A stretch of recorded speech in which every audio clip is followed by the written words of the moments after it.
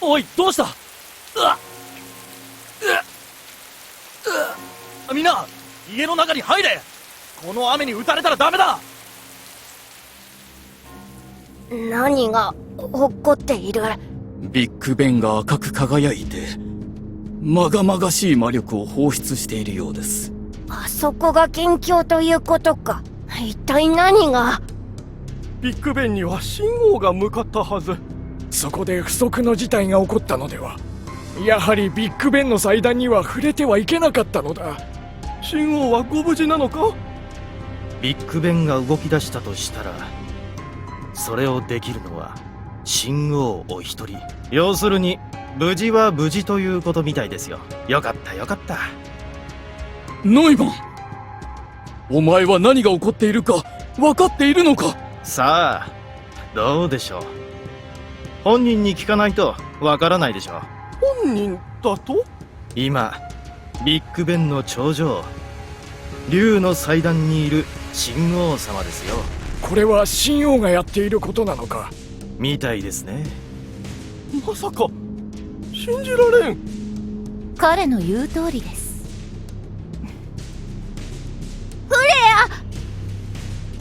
フレア、これはどういうことだ？ソウルイートです。ソウルドラゴンの力によって王都全体にソウルイートをかけました。待って、どういうことだ？なぜそんなことを？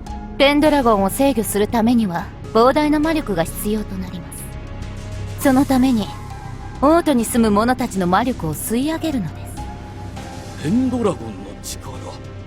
ペンドラゴンの力を得た者は本当の王となる。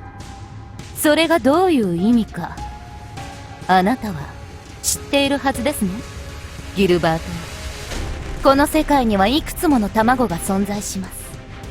人々はその卵と契約を交わし鎧をまとうことができます。そしてあらゆる卵は元をたどればある一個の卵に帰っていくのです。グリムドラゴン、この世界に現れた始祖の竜。そしてあらゆる竜の卵はグリムドラゴンの力から生まれました。あらゆる竜？ではペンドラゴンも？そうです。話が違う。英雄は聖なる竜の鎧をまといグリムドラゴンを撃った。その聖竜の力からペンドラゴンは生まれたのでは？あれは偽りです。聖竜など存在しません。聖竜などというものは都合よくでっち上げられた存在。英雄がグリムドラゴンを打ち果たしたのは精霊に授けられた聖剣によってです。そしてグリムドラゴンが再び復活しないように英雄たちはその力を3つに分けました。それがペンドラゴンとソウルドラゴン。もう一つはハート・オブ・ドラゴン。ペンドラゴンは世界を滅ぼした元凶グリムドラゴンの一部だったと申すか？その通りです。世界に存在するほとんどの卵はローデリア帝国で人為的に生み出されたもの。それは王都の清流騎士団が誇る4つの卵も例外ではありません。かつてローデリア王を守った恐ろしき四天王のクラリアス。それが今あなた方清流騎士団のクラリアスなのです。グリムドラゴンはそれら全ての卵を全ていました。ローデリア帝国が滅びグリムドラゴンが3つの卵に分かれてもその力は受け継がれています。魂を食らうソウルドラゴン、時を操るハート・オブ・ドラゴン、そしてペンドラゴンは世界に存在するあらゆる鎧を支配する力を持ちます。あらゆる鎧を支配する力、そんなことが。グリムドラゴンの頭脳たるペンドラゴンにはあらゆる鎧を支配するためのマスターコードが埋め込まれているのです。この中にはそのことを知っている人もいるはずです。だから躍起になってペンドラゴンの力を手に入れようとしていた。だが代々の王家にはとうとうペンドラゴンを制御できる者は現れなかった。そして、ペンドラゴンを起動させる黄金すら、長く現れなくなっていた。あなたたちは人為的にその力を手に入れるために、子供に魔導実験を施した。その結果、レオン王子が王の養子となったのです。が、彼もまた失敗した。ならばその野望、私が引き継ぎましょう。ペンドラゴンの力によって世界を導いてみせましょう。そのためには無限とも思われる魔力を必要とします。その魔力をソウルドラゴンによって吸い上げる。王都にいるすべての民から。バカを言うな。愚かな。貴様は一体。貴様の王国もレオンと同じように人為的な。しかし誰が貴様に。おい、そのものを捕らえろ。無駄です。ここにいる私は実体ではない。私に会いたければビッグベンの頂上にいらしてください。たどり着けたらの話ですよ。待て、お前は一体誰だ。お前はフレアではない。お前のような女が優しかったファリスの娘なはずがない。ならばお前は一体。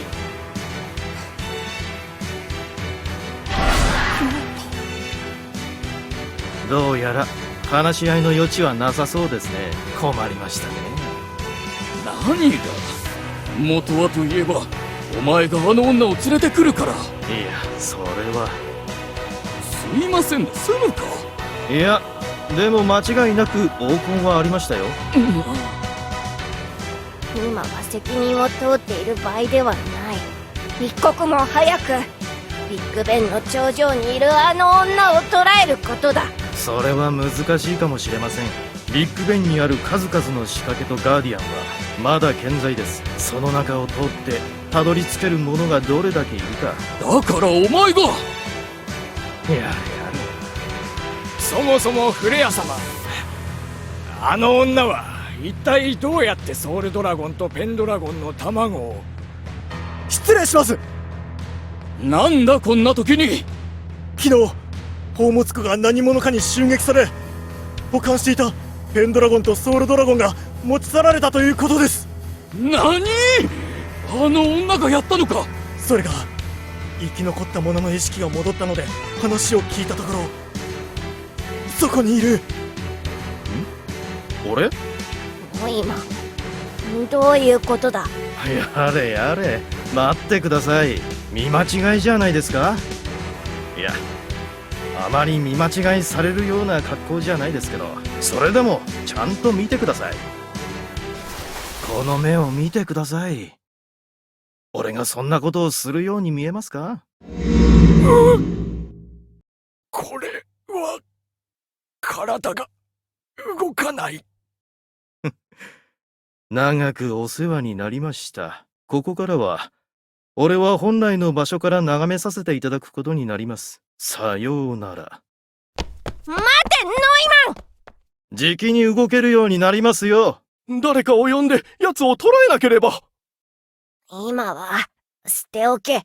あやつに構っている暇はない。即刻ビッグベンに攻め入り、あの女をひっ捕らえるぞ。さて、俺は俺の持ち場に戻るとしよう。雨、しみるね。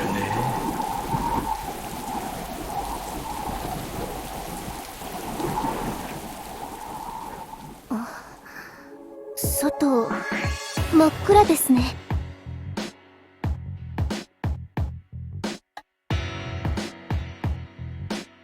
赤い雨。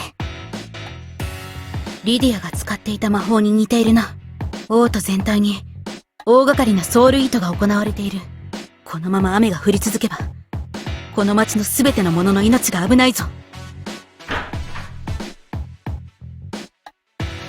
よう、招集だ。おっさん、おっさんと言うな。違う。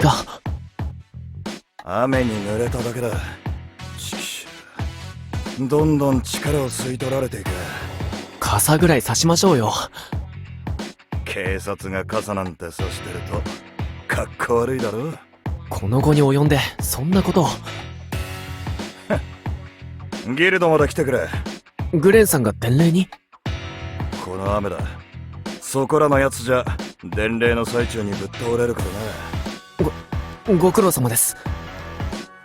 それでギルドに行けって？ああ、自警団の招集命令が出た。オルフィリアの方はどうだ？それがすでにビッグベンへの侵入を試みたのですが、中に入れないようです。結界が張られています。結界だと？一体誰が？街に謎の鎧が陣取り、ビッグベンを囲むように魔法陣を構成しています。おそらく彼らが。ビッグベンに入れないように結界を張っていると。謎の鎧。そんなものはさっさと蹴散らしてしまえ。それが試みておるのですが。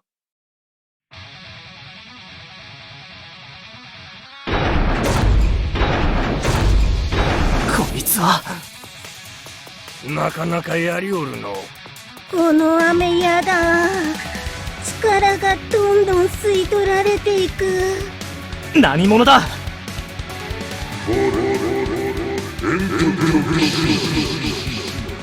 円卓の騎士だと。謎の鎧の討伐ですか？ええ。すでに清流騎士団及びいくつかの自警団が向かっています。ラインスタッド自警団には街中に出現した鎧の討伐をお願いしたく存じます。謎の鎧と言われても困ったものだな。一体何がこの赤い雨と関係があるのだろうか。行って蹴散らしたらいいんでしょ？そうは言ってもこの雨の中行動するのは厄介だよ。敵に雨の効果がないとしたら大きなハンデになる。ちょうどいいハンデってものよ。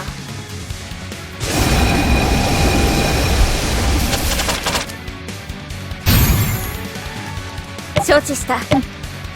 ウイングドラゴンのクリスレイ増援かける。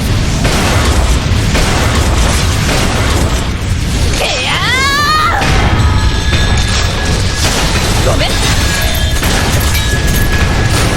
どこを見てる？これは聞いただろ。これは聞いただろ。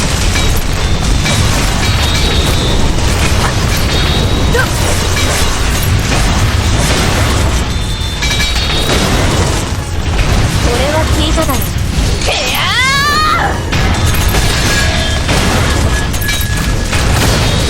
これは聞いただろ。遅い。ごめん。逃がさん。それあげよ。舞い上がれ。舞い降ろす。舞い降ろす。苦しく何も見えないでやる。それ吹き込め。仕留める。これはどうだ。遅い。見切った。ドン。これは聞いただろ。これは聞いただろ。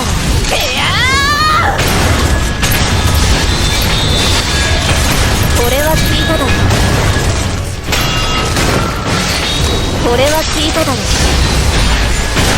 逃がさん。これは聞いただろ。どうして逃げる。毎度どう苦しく何も言えないから。どう苦しく何も言えない。苦しく何も言えないから。ここれは聞いただろ。どこを見てる。逃がさん。これは聞いただけ。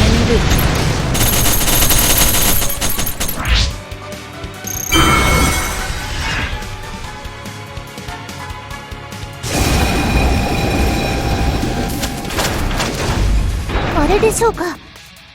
何あいつ。円卓の騎士。ねえ、あんたたちが張っている結界、さっさと解いてくれないかしら。や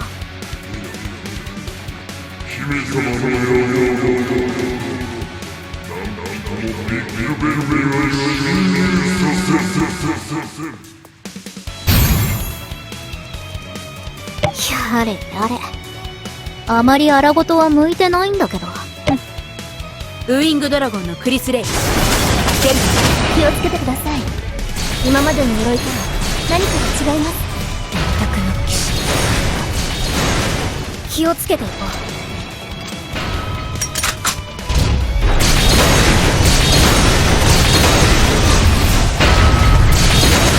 逃がさん。ここが急所だね。それよ、吹き込め。仕留める。はっ。吹き込め。仕留める。出撃。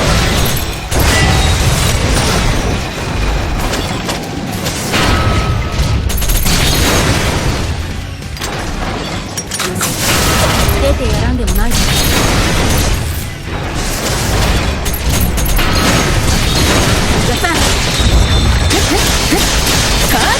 そこが急所だね。それよ、吹き込め。仕留める。飛び込むよ。やっほっほっ。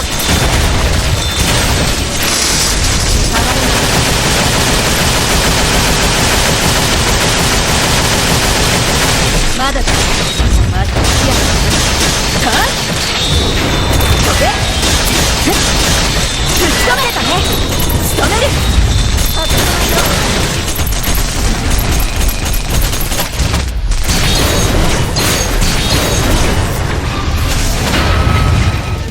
変われ。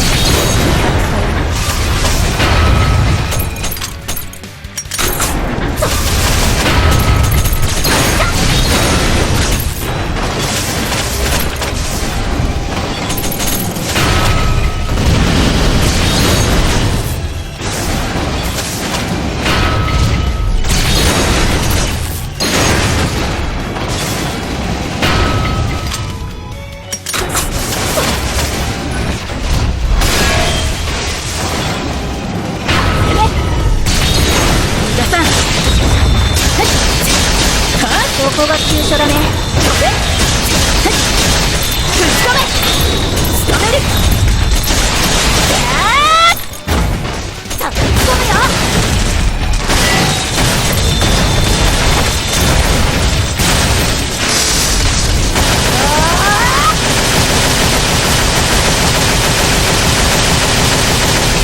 出る。僕がいけるよ。吹き込め。仕留める。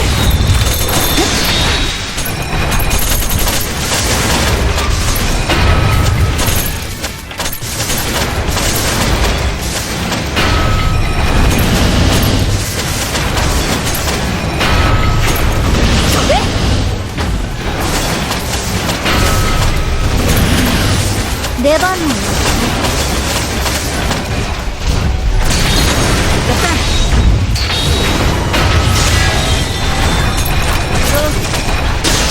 何も見えない。任せたね。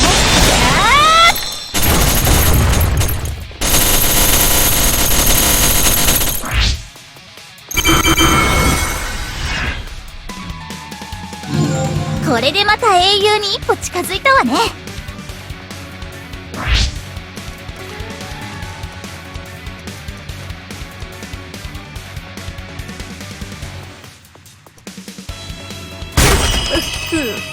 やったわ。鍛錬の成果が出たな。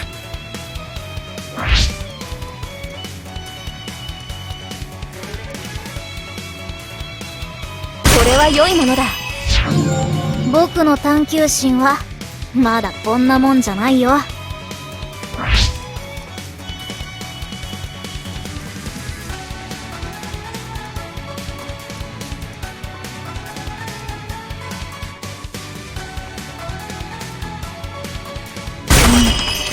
なるほどね。理解した。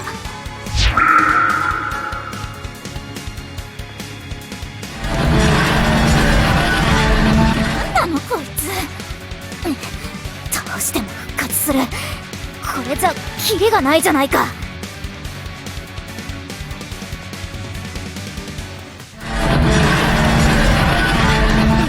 また復活した。どうなっておるのだこやつらは。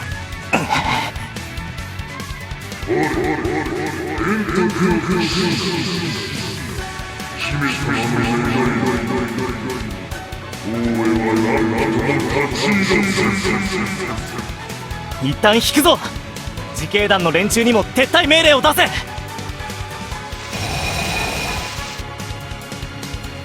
団長。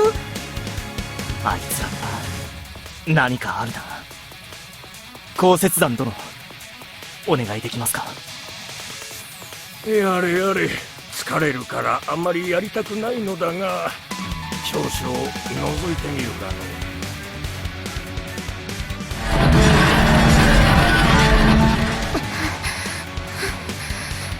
こいつ無敵なの？これではこちらの体力が尽きて終わるぞ。この雨だしね。ラインスタートの皆さん、ナッシュさん。団長より一度退却するようにと伝令を承りました。退却？確かにこいつ拉致が開かないわね。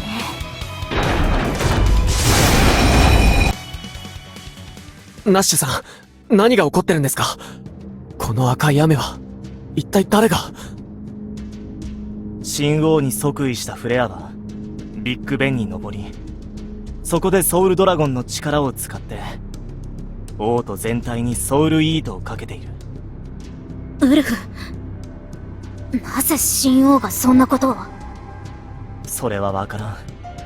本人に聞くしかないだろう。そもそもあのビッグベンって何なのよ。長く厳重に封鎖されていた場所だ。今まで誰も踏み込まなかった。だが一説にはかつて打ち倒されたグリムドラゴンに関する何かが封印されているのだという。グリムドラゴンに関する何か。あの円卓の騎士はどうする？このまま放っておくわけにはいかないだろう。こいつらは俺たちがビッグベンに侵入できないよう結界を張っているらしい。ここから動かん。一度体勢を立て直す。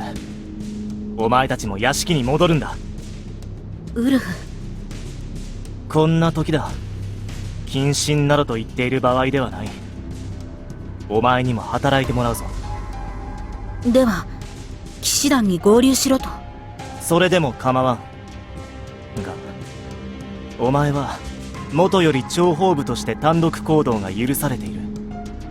この状況でお前が一番いいと思えるようにすればいい。そうか。ならば私はラインスタットと同行する。構わないか、ラインスタット？もちろんです。一緒に行きましょう。分かった。ウルフィリア、申し訳ございません。謎の鎧を仕留めきれません。何者だ奴らは。わかりませんが、円卓の騎士と名乗っていました。円卓の騎士だとそれほど強いか？強いは強いのですが、それだけでなく、いくら倒してもキリがありません。不死身だと？何かからくりがあるようです。降雪山殿はどう見た？会津ドラゴンは敵の真の姿を暴く。わしが見る限り奴らは連動して動いているように見える。連動している？あれは4体で1つの鎧なのではないか？あるいは何かしらの方法で互いが離れていても連携し合っている。一体がやられても他の鎧の力で復活させてしまうのじゃ。厄介だな。どうすればいい？方法は一つじゃな。まさか。同時に全てを撃破するんじゃ。しかし一体でも仕留めるのがやっとなのだろええ、強敵です。我々騎士団が総がかりしてやっとという体でした。う。それを4体同時に。ギルバート様、どうか自ら陣頭指揮を取って王都の力を結集させてください。王都に存在する全ての力を結集して挑む必要があります。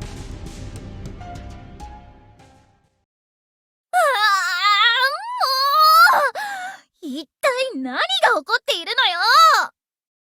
ギルドで聞いてもわからないの一点張りだったな。そもそもノイマン殿はどこに？王宮に出向いても門は閉ざされたまま。街は誰も歩いていなかったな。神王がどうとか話していたけど、フレアさんが何か。あの時私が黙っていたせいでしょうか。シェリー？あの不思議な場所でフレアさんは私に覚悟はあるかと問いました。でも私は何も言えませんでした。まだ何も頭の整理ができてなくて、私の本当の出自のこととか黄金のこととか整理できていません。でもこんなことになってしまいました。私が何かを決断しなければいけなかったのかもしれません。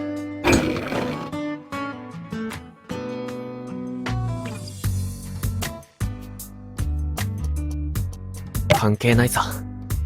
フレアさんが王冠を持っていたのも事実だし、それを王宮の人たちは選んだんだ。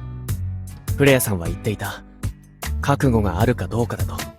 あの人には何か想像もつかない覚悟があるんだ。それはシェリーが名乗り出たところで止められたとは思えない。父さん。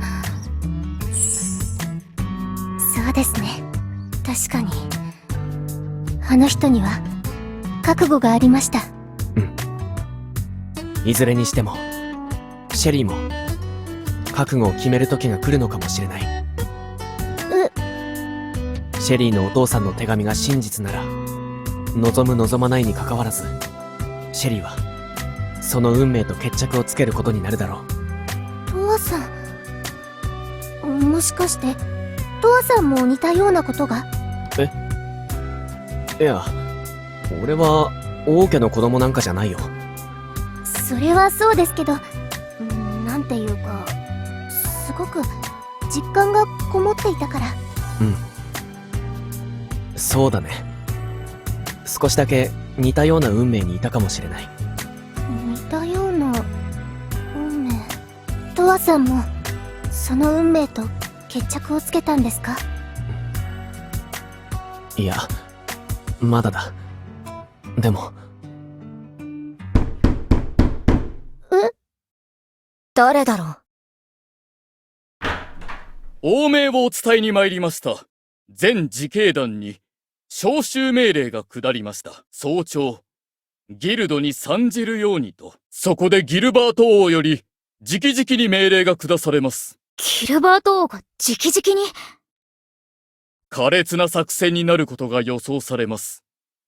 どうか今夜はできるだけ英気を養われるようにと。では私は他の屋敷へ向かいます。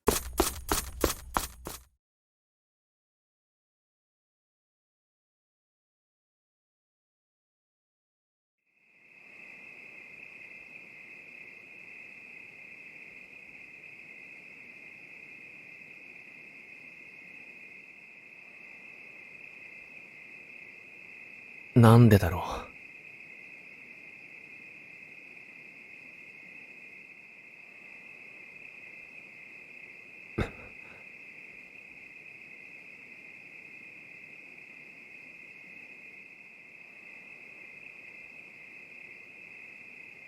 よし。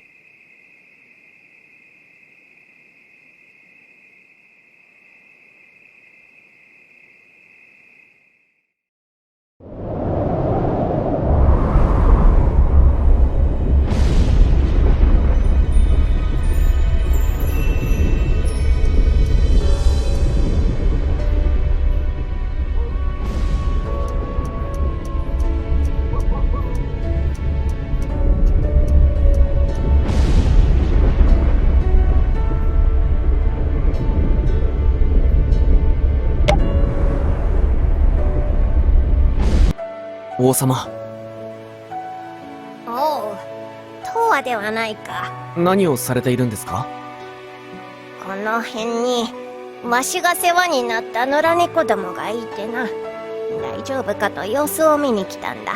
世話になった野良猫。いろいろあったのだ。お主についても聞いておるぞ。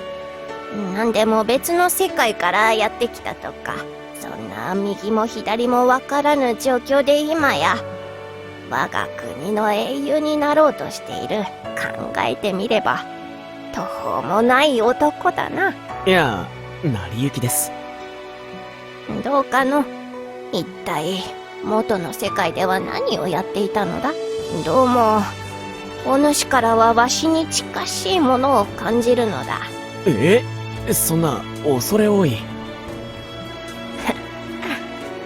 まあいい。なんだ、お主レオンと少々知己を結んでおったそうだの。レオン。はい、まあ。わしには子供がおらんかったのだ。レオンを養子に迎えたのは強い跡継ぎが必要だったからに他ならない。だがわしなりにの通った親子になろうなどと臭いことを考えたりしたわ。レオンを強く勇敢な男に育てようと気張ってみたものの、挙句そのレオンから命を狙われるとはな。子も育てられぬ者に国など治められないのかもしれんな。なんでわしはお主にこんな話をしておるのかの。なんででしょ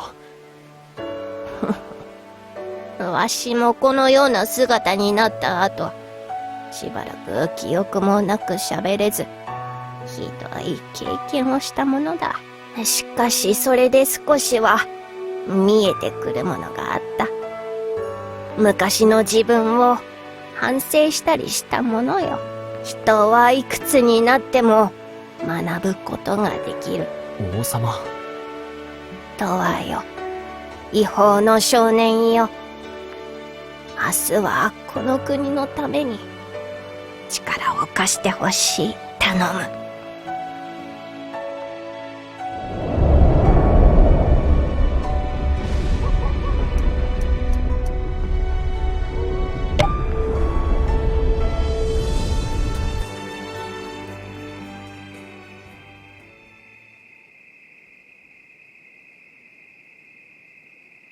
こら、何やってるのよ。すいません。大丈夫かなって様子を見に来ただけで。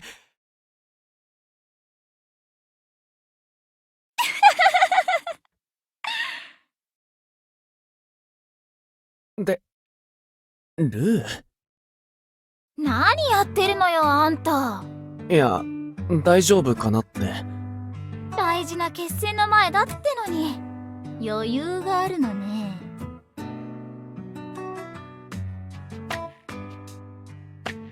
ルーこそ何やってるんだ？私は別にここのことが心配になって来てみたとかじゃないけど。そっか、ここが心配だったんだ。違うって言ってるでしょ。そう、忘れ物を取りに来たのよ。一応怪しまれないように着替えてきたけど無駄だったわね。まあこの感じならここは大きな被害はなかったんだと思うよ。そうね。別に私はまあいいけど。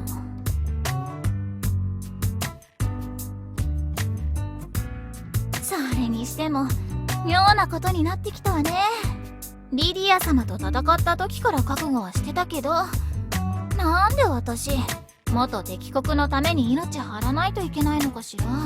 あきっと明日は強いやつと戦えるぜ。あのね、そんなことばかりしたいわけじゃないからね。そうだったか。私はただ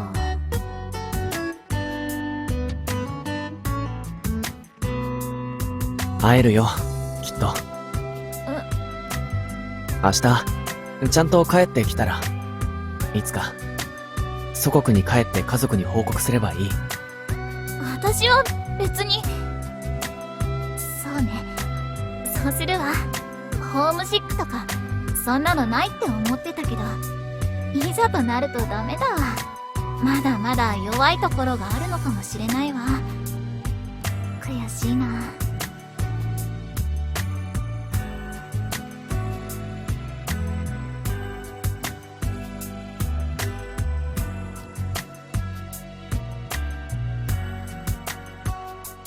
ありがとう、今まで。何よいきなり。いや、いろいろと引っ張ってくれたから。怒ったり励ましてくれたりして。あんたとシェリーが揃ってお人よしでのほほんとしてるからね。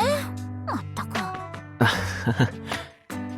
でも礼を言うのは今回のことが片付いてからにしてよね。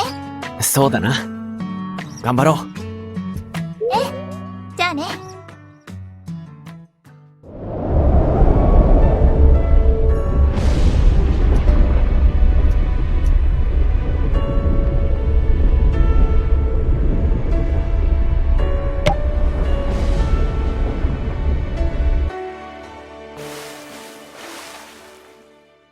ん？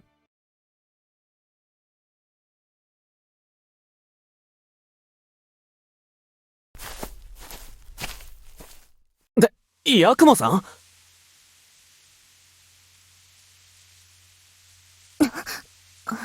とわか。すいません。こんな時間になんだろうと思ったんで。大事な決戦の前に身を清めようと思ってだな。そうですか。俺はこれで。いや、もう上がる。ちょっと待っていてくれ。悪かったな。すっきりした。とわも入るか？背中ぐらい流すぞ。いいです。不思議だと思わないか？私にとってはこの国そのものが仇と言っていいだろう。それが今はこの国のために戦っている。今回の敵はきっとこの国だけでは収まらない。魔の手は私の故郷にも及ぶだろう。だから戦うんだ。そう自分を納得させている。でも不思議な気分だ。俺には不思議に見えません。何？ヤクモさんはどんな理由があれ困ってる人を見過ごせない人だって知ってますから。そうか。ヤクモさんはどうするんですか？この戦いが終わったら。とわと同じだな。帰ろうと思う。そうですか。私の国は滅びたが故郷はやはりある。それは小さい頃に駆け回った産地であり空であったり、城がなくなっても身分を失っても故郷はなくならないのかもしれない。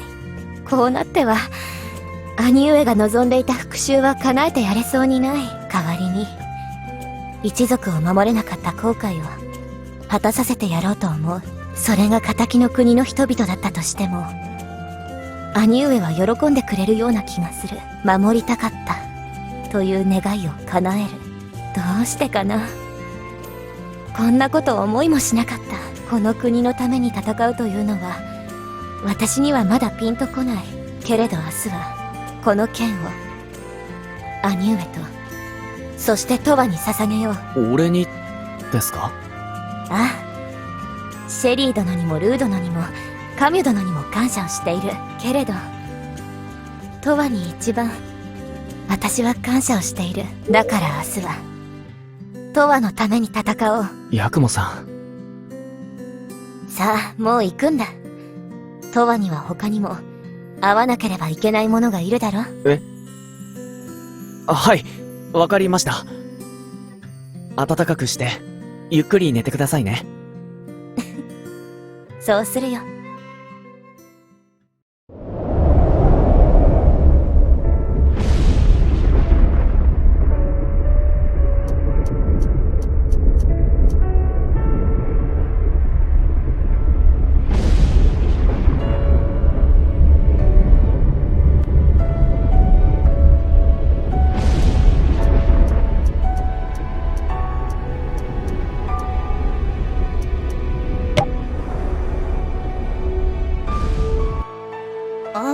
あなたは。ナッシュさん、何をしてるんですか？何も。なんでしょうか。今夜が最後かもしれないと思うと、いろいろとしたいことがあったんですが、結局ぼーっとしてるだけです。ありますよね、そういうの。わからないではないです。戦いたくない。私向いてないんですよね、痛いことって。クリスさんがナッシュさんの素質は騎士団随一と言ってましたよ。やめてくださいよ。そう言ってまた人に痛い思いさせようとする。私はこんな物騒な仕事はやめてひよこ鑑定士にでもなりたいんです。なんでまた？ひよこが好きだから。そうなんですか。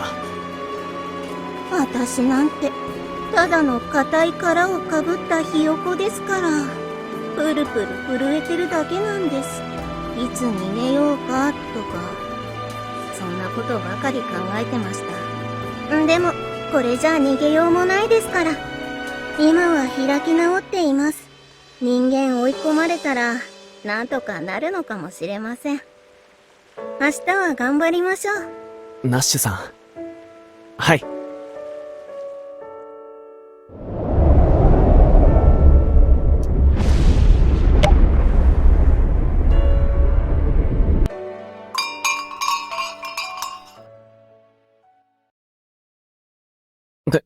カミュ？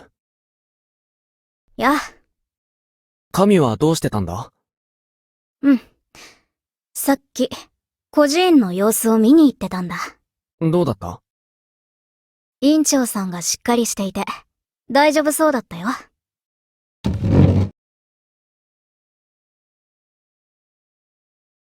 ありがとう。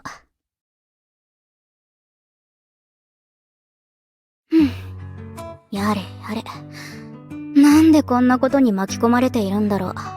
頭を使うのが本分であって、ルフみたいに荒事が好きなわけじゃないんだ。君と会ってから計算通りにいかないことばかりだよ。俺のせいじゃないだろう。いや、君のせいだね。一番困るのは、それをちょっと楽しいと思っている僕かもしれないね。そうなのか？ちょっとだけね。でも今回ばかりはそうも言ってられない。この国の、もしかしたら世界の命運がかかっているかもしれない。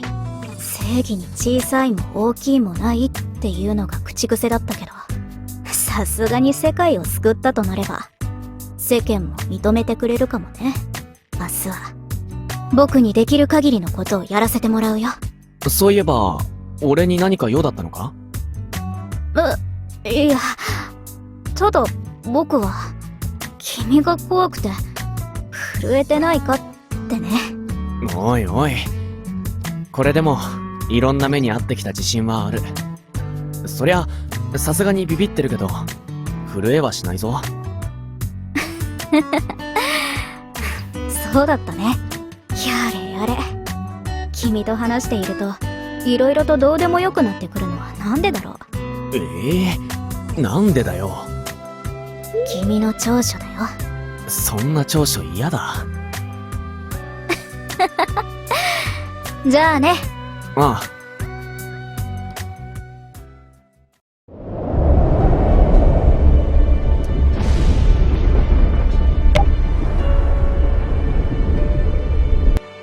あ。よう。お疲れ様です。お前のな。お前さんが現れてからどのぐらいだろうな。ずっと昔みたいに思えるぞ。お前が現れてからいろいろ起こりすぎたからな。俺のせいじゃないですよ。あってるよ。ああ、いや、どうだろうな。お前が紛れ込んだ時もすぐに気づいたぜ。町がいろいろ大変な時に現れた謎の異邦人。こりゃ不吉な予感しかしねえって思ったよ。だが逆だったんだな。逆？悪かったな、いろいろ。もう謝ってもらいました。いや、そうじゃない。俺が言いたいのはありがとう。え？お前が来た頃、町の治安は荒れ放題で、俺たち警察には鎧に対抗する力もなくて、たかが盗賊にも太刀打ちできなくてよ。どうしようもなかった。それが歯がゆくてイライラして、でもお前が来てからいろいろ変わった。変えたのはきっとシェリーだと思います。ああ、でもあの嬢ちゃんを変えたのは間違いなくお前だ。お前は分かっているか知らないが、いろんな奴を助けたんだぜ。そこには俺やきっといろんな奴が含まれていると思う。だからありがとうよ。グレンさん、いつか投獄された時はほんとヤバかったですよ。今それを言うかよ。あとあれは探偵の坊主の策略だからな。でもすごいいじめられましたよ、取り調べで。いじめとか言うな。じゃあな、俺は行くぜ。ちゃんと寝て備えろよ。グレンさんも。ああよ。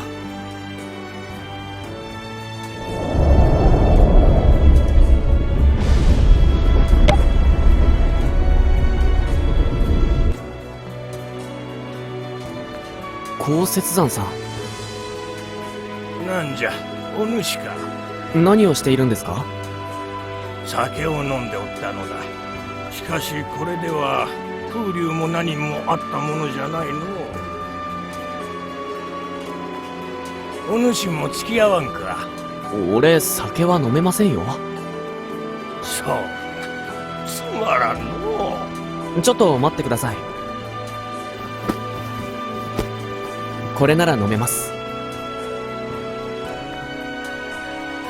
それは何だ？炭酸飲料です。炭酸飲料、少しもらえるかの。どうぞ。なんじゃこれは。口の中が痛い。お主、年寄りをからしきか。死なないでしょう、こんなことで。やれやれ。わしも引退と復帰を繰り返しておったが、最後にこんな目に遭うとはの。しかしさすがに今回は疲れた。こたびの戦が終われば本当に引退するつもりじゃ。そうなんですか。お疲れ様です。わしもお主という後継者が見つかり、心置きなく身を引けるわい。ありがとうございます。いや、勝手に後継者にしないでください。おお。ほうじゃないですよ。ま、お主は帰らなければならないからの。はい。帰れるといいの。お主の故郷に。ですね。生きてな。本当ですね。あはは。互い頑張ろうぞ。はい。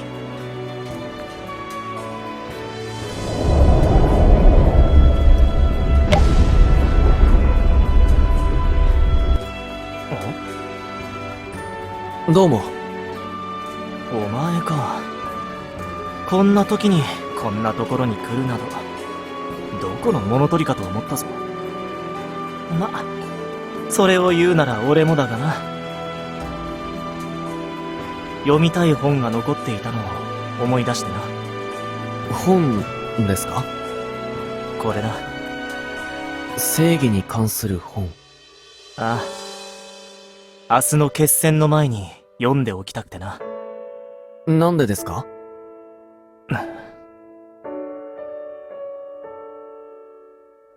俺たちの父は処刑されている。処刑。前の王は名君だったが、それだけに厳しさも持ち合わせていた。ある貧しい地方への税の取り立てによって反乱が起こったのだ。俺の父は騎士としてその制圧に向かったが、その反乱の首謀者どもに感情移入をして挙句加担した。そして敗れ処刑されたよ。レイ家代々の貢献のおかげで家を取り潰されるのは免れたがな。父は愚かだと思っている。一見弱き民衆の力になった英雄とも取れるが、俺に言わせれば身の程知らずだ。俺たちはただの剣だ。強くあればいい。正義を語るのは政治家どもだ。俺はそう思っていた。だがそれはたやすく切り離すことはできぬのかもしれないな。俺は楽な道を選ぼうとしていたのかもしれない。ただ強くあればいいと思い込むことは楽だ。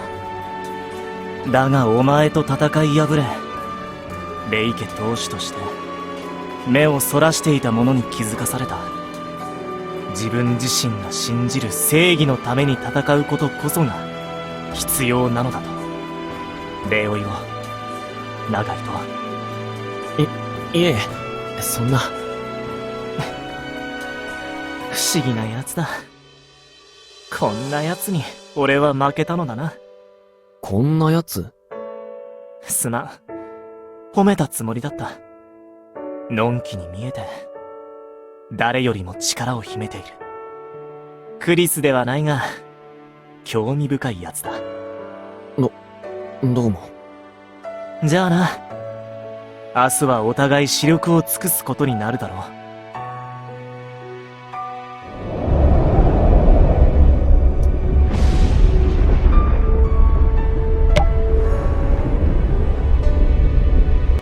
クリスさん？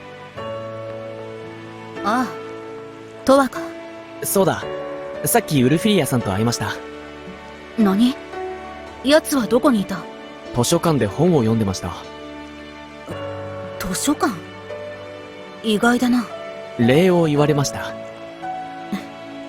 そうなのか。ウルフらしいな。レイ家だけに礼を言おうって。そんなこと言ったのか。あんまり奴らしくないな。どれだけ砕けているんだ。いや、それを言ったのは俺だったかどうだっけ。変な混乱をするな。とは少し付き合ってもらいたいところがある。いいか？はい。少し遠いからな。グオッポで行こう。でも一匹だけですね。私の後ろに乗るといい。じゃあお願いします。ああ、ちゃんと捕まってろよ。捕まってろってどこに？私にだ。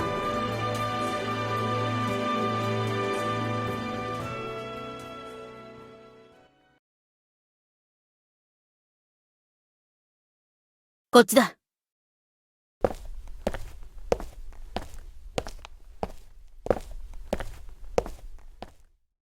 ここは。思えばお前と初めて会ったのはここだったな。そうですね。それで思い出の場所だからここに？違う。いや、違うというわけじゃないが、それだけじゃない。私は子供の頃よくここで闘技会に参加していたんだ。子供の頃に？そうだ。それがレイ家のしきたりの一つだった。客観的に見ればとんでもない話だが、当時の私は結構楽しんでいてな。ここの大人たちにも可愛がってもらった記憶がある。そのせいか、この場所には妙に思い入れがあってな。そんな場所で、俺は。そうだ。大した恥をかかせてくれたものだ。すいません。いいさ。あれのおかげで、私はいろいろと考え直すきっかけになった。そうして、お前と知り合えた。クリスさん。はい。クリスさんは、これからどうするんですか？この戦いが終わったら、騎士団に戻る。戻れるんですね。ああ、そのようだな。レイ家は破門されたようなものだが、それとは別だからな。お前らと共に戦うのは有意義な経験だった。礼を言おう。クリスさん、それは、つまり。レイ家だけに。何を言わせる。何も言ってませんよ。お前もラインスタッドの者たちも、私にはないものを持っていた。それはきっと、私がさらなる強さを求める中でヒントになっていくだろう。俺もクリスさんに礼を言います。礼？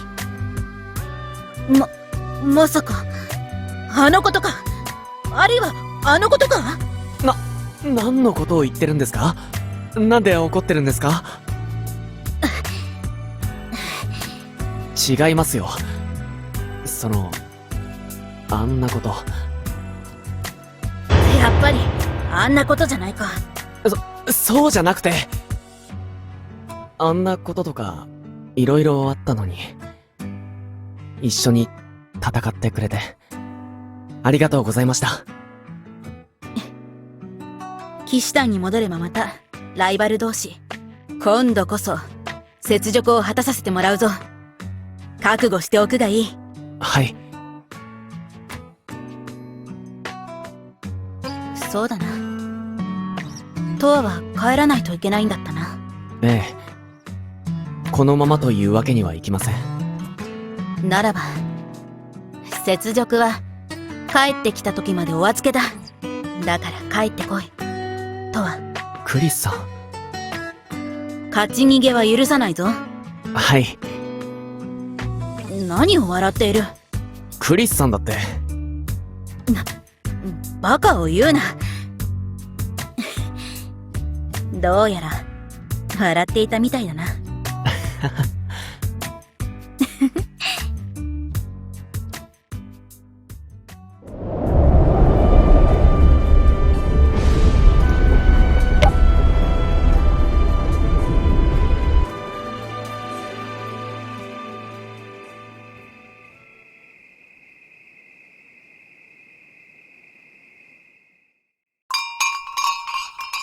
いらっしゃいませ。シェリー？何をやってるんだ？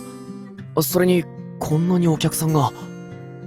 あ、トア様。いいところに来てくださいましたね。なんで？マリスさん。少しお邪魔しています。このような状態ですので、牢獄から囚人が逃げ出していましてね。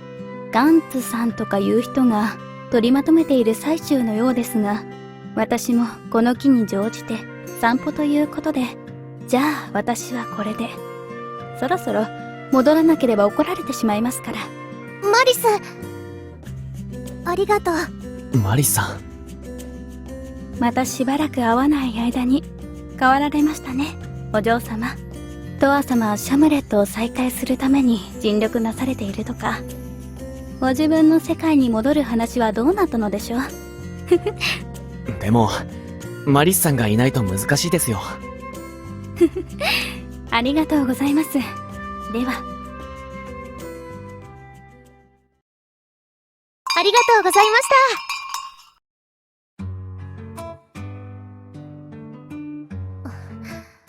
た。こんな時になんですが、久しぶりに、トアさんとマリスと一緒にお店ができて、とても楽しかったです。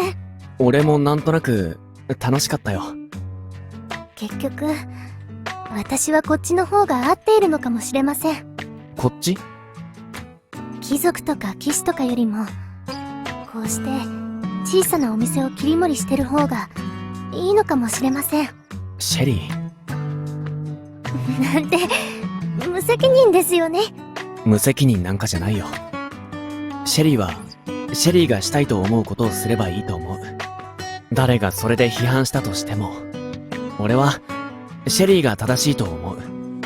俺だけじゃなくてルーとかヤクモさん、神もそう言うと思うよ。父さん、ありがとうございます。でもとりあえず明日頑張らないといけませんね。そうだな。ゆっくり休んで頑張ろう。は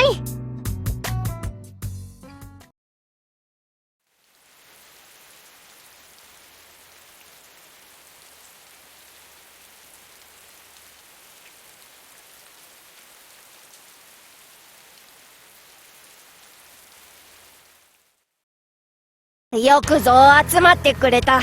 唐は円卓の騎士と呼ばれる謎の鎧によって結界が張られている。奴らは一体一体が独立したものではなく、連動した同一の存在が分裂したものと思われる。故に一体を倒したところで少しすると再生してしまう。こやつら4体の円卓の騎士を倒すには再生する前に全員分倒すしかあるまい。そこでだ、我らはこれより4体の円卓の騎士を同時に殲滅する。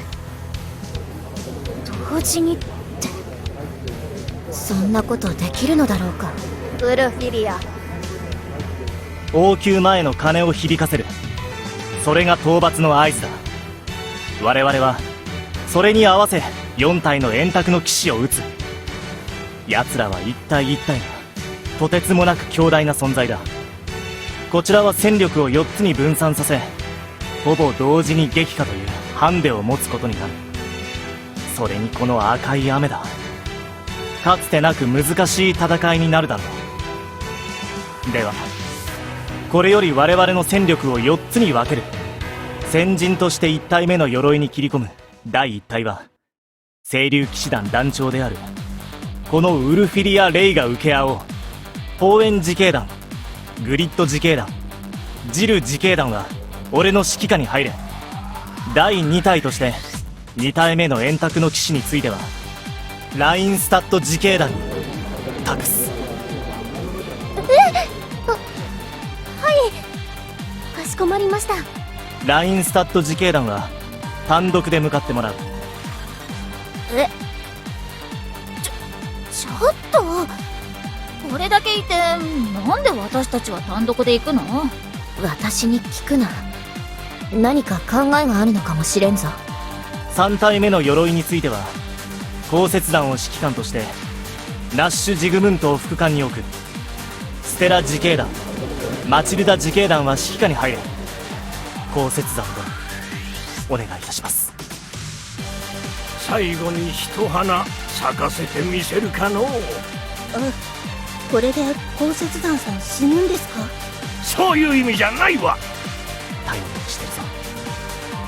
私も後ろから応援してますね。お主もキリキリと戦ってもらうぞ。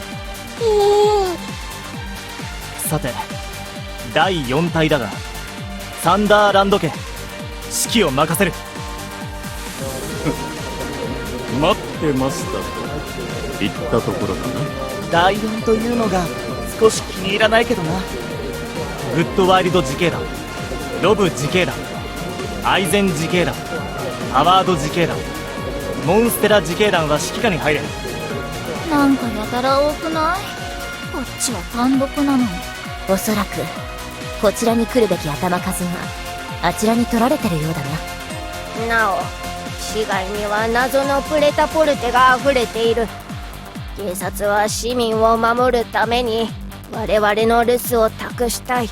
市民の安全はお主に任せるぞグレン。やってやる。いや、承知しました。頃合いになれば鐘を鳴らす。その鐘が3度鳴る間に敵を殲滅するのだ。いいな。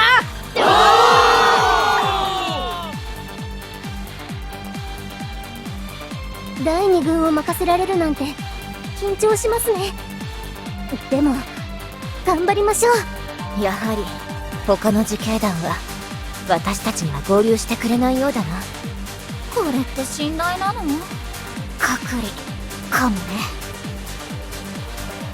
すまん。ウルフィリアさん、お前たちの連携は下手に他の連中を入れるよりも強力と見た。圧倒的に戦力が足りない。お前たちには少々無理をしてもらいたいということだ。すまん。頼む。団長さん、お任せください。やってみせます。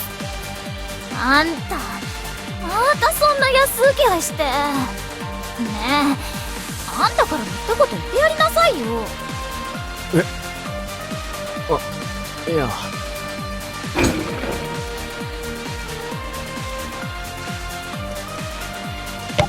遅れを取るなよ、ウルフ。なんか煽り出した。やばいっ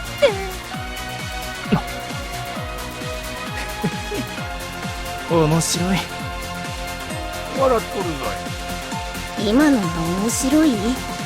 団長もちょっとツボがよくわからないですよね。では皆の者、運を祈る。3つの鐘が鳴り終わった時こそ勝ち時を上げ、塔に攻め込むぞ。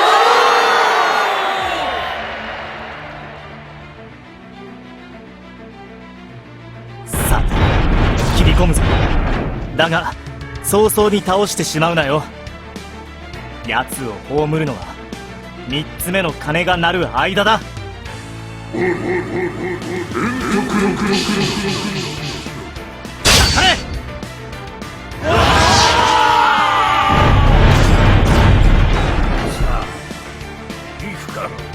張り切っていますね。何やら今日は調子が良くての久しぶりに本気が出せそうだわい。鋼雪山さん、ろうそくは消える直前が一番燃えると言います。大丈夫ですか？わしは死なんぞ。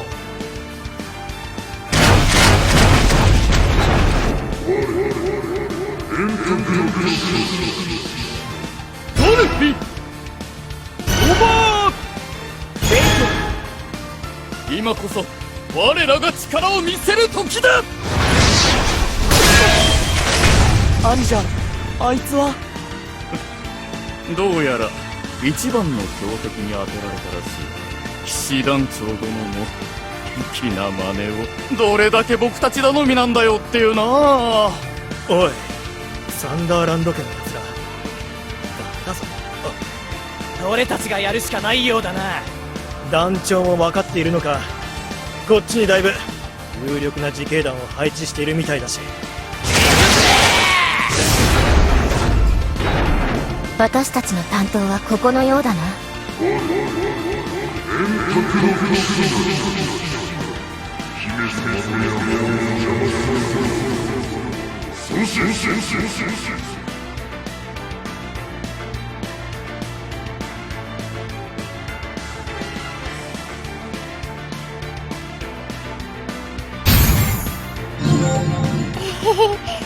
なんだか照れますね。何ですかこれ。よろしくお願いします。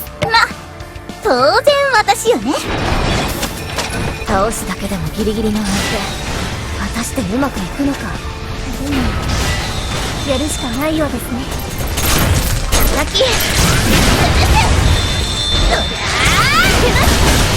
まだまだ引きます。やっ先られますよ。早くぶっ壊れなさい。ラッキー。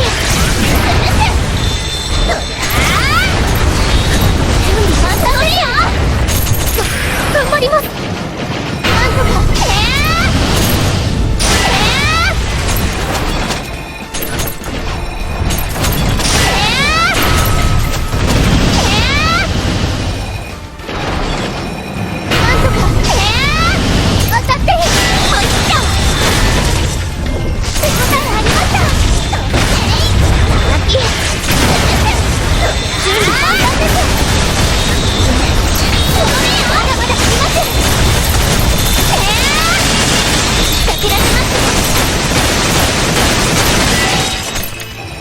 はっ早くぶっ壊れなさい叩きぶっ飛びなさいいけます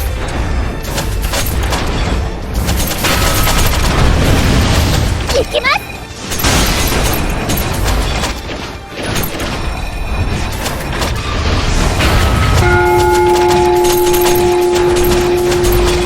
早く終わりなさいよあさって手応えありましたはっやー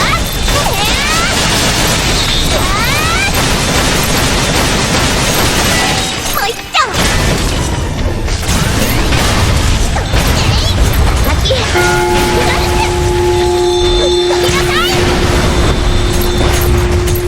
頑張ります。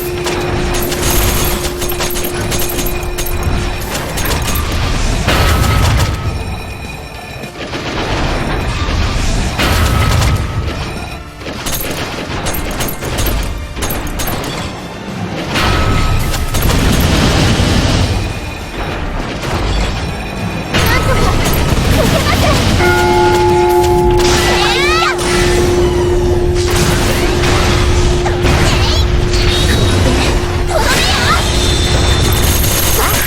ます。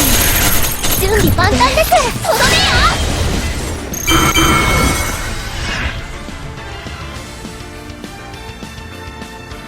そろそろ鐘が鳴り終わるんだ。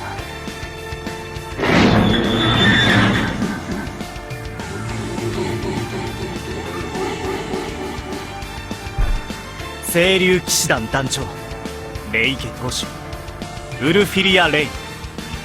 円卓の騎士か、いつかの英雄といったところか。しかし時代は常に進んでいる。強さも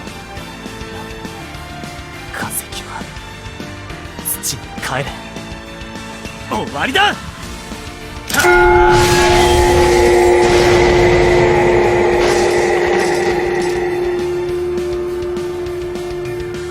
金急がないと。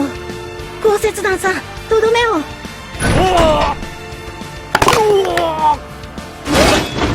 鋼雪団さん腰が痛い。張り切れしていた。頼みますよ。鐘が鳴り終わります。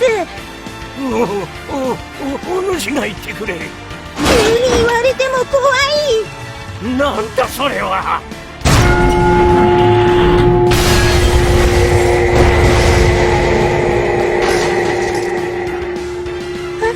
誰？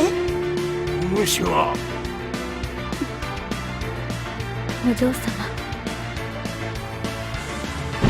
おい、鐘が鳴るぞ。早くとどめを刺せ。サンダーランド家任せろ。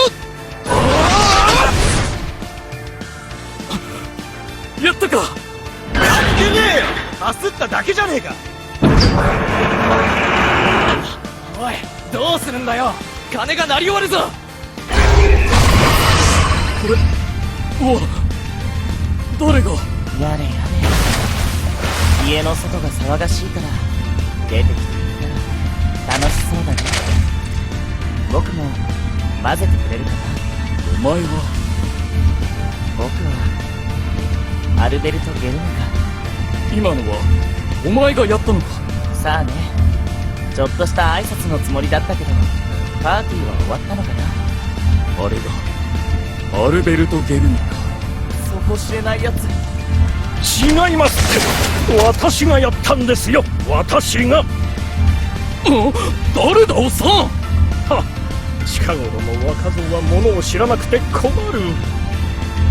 やれやれ、ここで頑張れば少しは恩赦の対象になるでしょうか。まあ、町が滅びては金も名誉もありませんしね。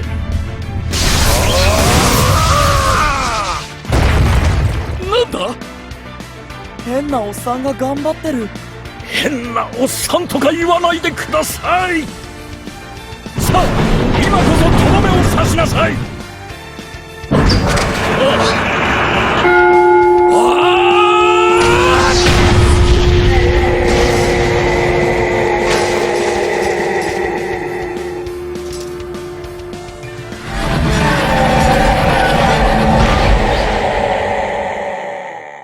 やったんでしょうか。復活しないようね。ということは、他の隊もやったようだな。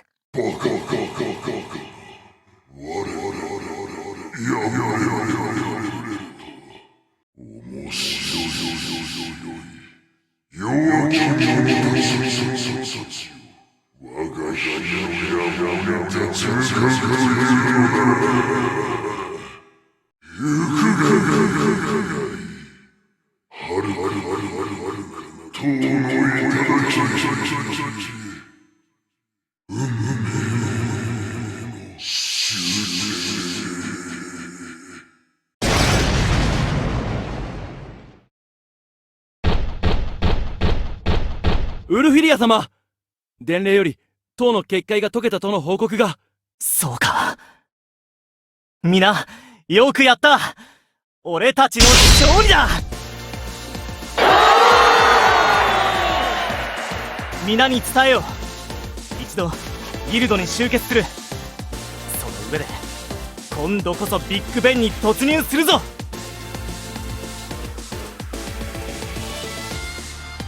これで中に突入できる。いや、見ろ。ビッグベンから無数のプラタポルタが出てくるぞ。こんなに大量に。居住区まで侵入させるな。食い止めるぞ。グレンさん、ここは俺たちに任せて、お前たちは行け。おい、エストレードで道を封鎖しろ。これ以上奴らを市街へ侵入させるな。他の奴らは市民をできるだけ郊外へ避難させるんだ。無茶よ。あんたら生身でこの雨の中、あんな大量の敵を相手にするなんて。やってやら。よその世界から来たわけのわからん小僧にばかりいい格好はさせられないだろう。わけのわからない小僧って。あんた、なんだかんだでトアのことを認めてるのね。いや、別にそういうのだ。グレン殿、今はツンデレしている場合ではないかと。そういうのじゃねえって言ってるだろうが。ラインスタッド自警団の皆様、急ぎギルドに集まるようにと。お前たちは行け。クレンさん、わかりました。行こう、シェリー。はい。おっさん。おっさんとか言うなよ。俺はまだ30代だ。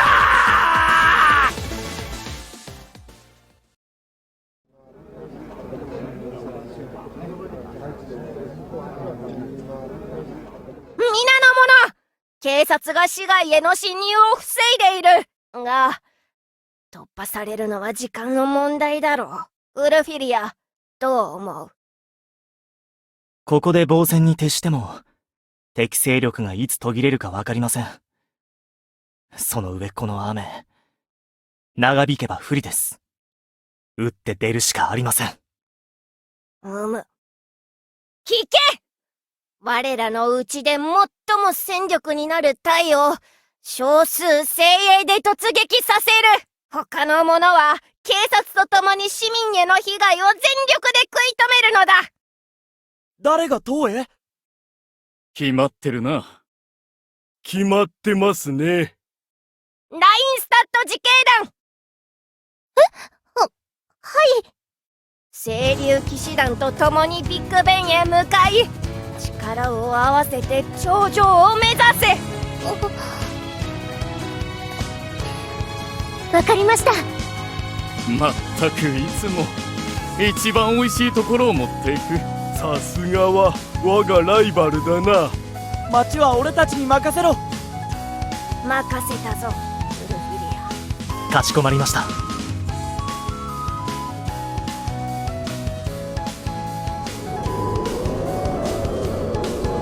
あの塔に突入するというわけだな。長くガーディアンが守護してきた魔境。そしてその頂上にはあの女がいる。決戦というところだな。こ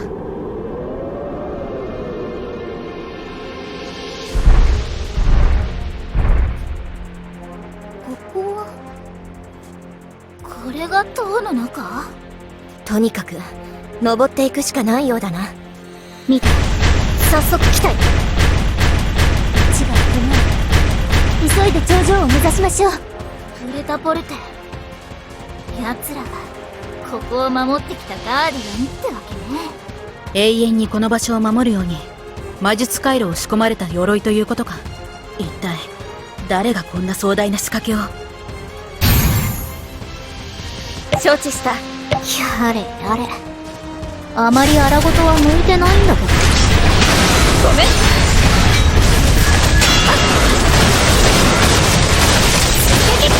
これは聞いただろ。やっ参ろう。参ろう。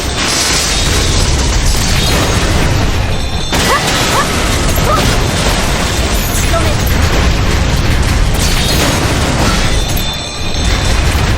ここが急所だね。これはどうだ。ここが急所だね。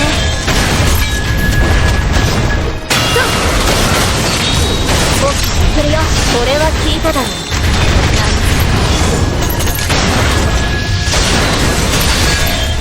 これは聞いただろう。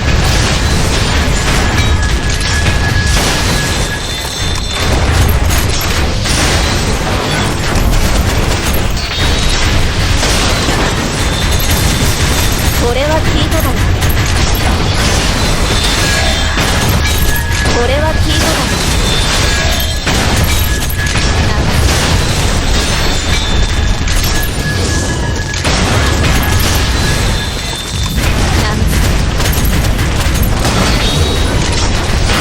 ごめん。これは聞いただろう。ごめん。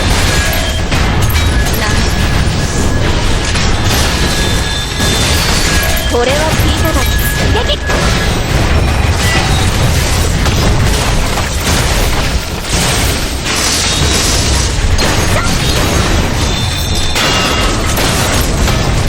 参ろう。参ろう。どこが急所だね。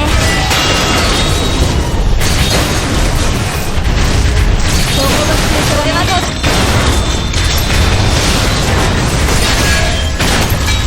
これは聞いただろう。ごめん。ミキさん任せたね。い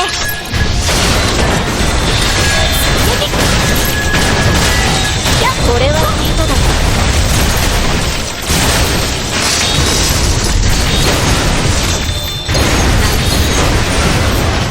アイドルが知りたい。どこが急所だね。仕留める。ごめん。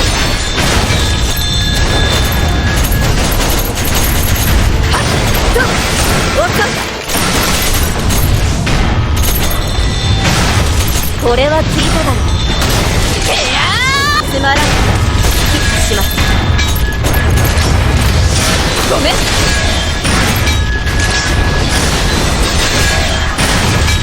これは聞いただろう。これは聞いただろう。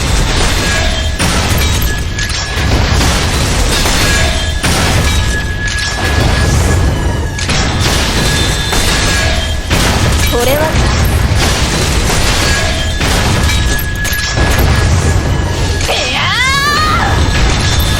ごめん。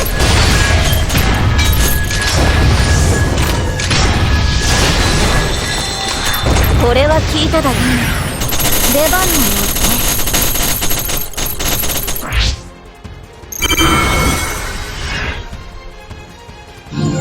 最強とは何だ。まだ答えは見えぬか。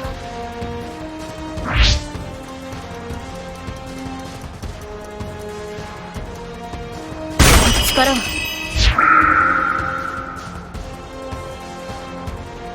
この中からプレタポルテが溢れてくる。一体こいつらどこから湧いてくるんじゃ。ラインスタッド。はい背後は俺たちが食い止めておこう。お前たちは頂上を目指せ。でも行け。この塔の上にいる女は強い。おそらく俺では勝てない。お前たちに託す。ウルフィリアさん、ウルフ。見届けるがいい。お前が認めた強さの正体。クリス。ああ、行きましょう。出てきたらどうだい？猫？にゃー、何をさせる。君、ラインスタッドか。今さら出てくるとは。どうしてこそこそ逃げ回っていたんだい？逃げ回っていたわけじゃない。黒幕の尻尾をつかもうと探り回っていたのさ。王を暗殺しようとした本当の首謀者は誰か。レオン王子？いや、違う。ノイモン。お前だ。お前が王子をそそのかし王を暗殺させようとした。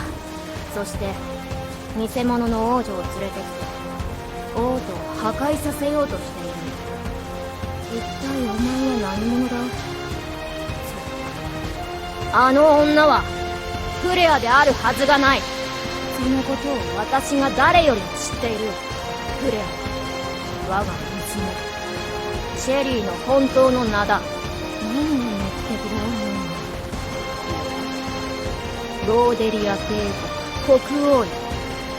なるほど。猫になってうろちょろしている間に随分調べ上げたわけだ。けど黒幕か。それは買いかぶりというものだよ。俺はそんな大層なものじゃないよ。今も昔も。ウェイン・ラインスタッド、いろいろと調べ回ったようだけど、それが君の限界だ。俺を倒したいなら倒してみるがいい。そうしよう。お前が黒幕じゃないとしても話ぐらいは聞かせてもらおうじゃないか。うお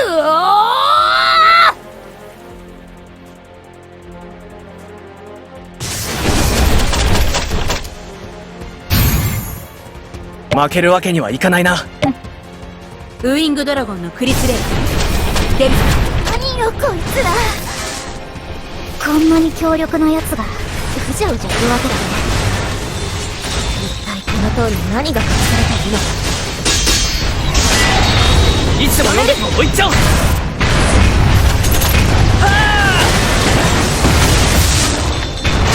切るんだか。ごめん。変われ。まだだ。まだやってない。はっ。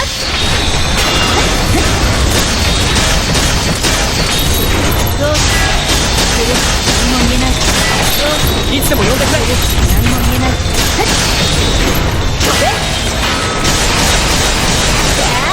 まただ。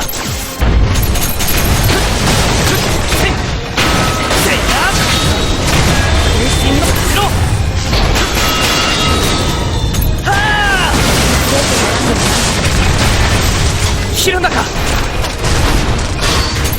がさん。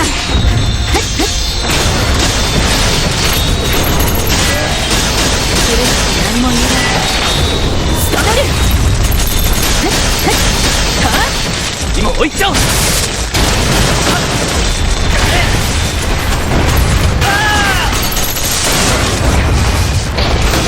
切るんだか。飛べ。逃がさん。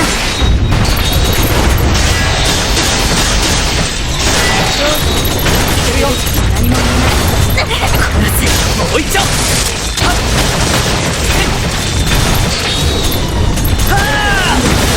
まだ。まだ。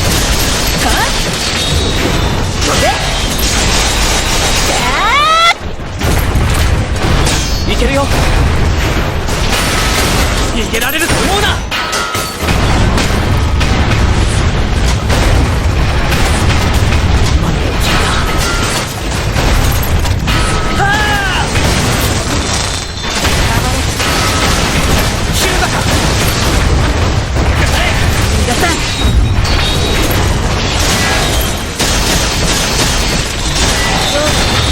苦しくも呼んでくれ。もう一丁。畳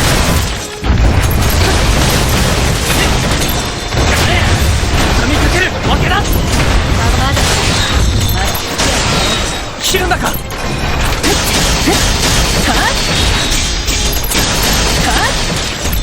つでも呼んでくれ。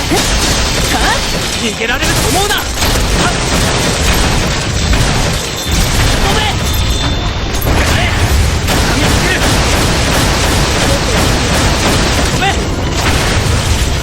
私のスピードを甘く見て。はっ！それ！ぶち込め！仕留める！いけるよ。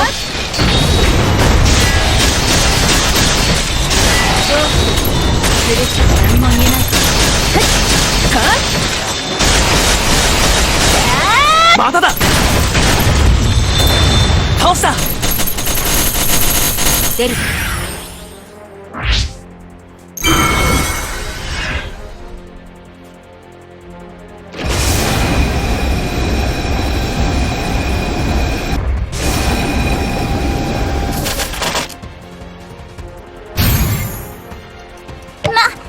当然私よね。よろしくお願いします。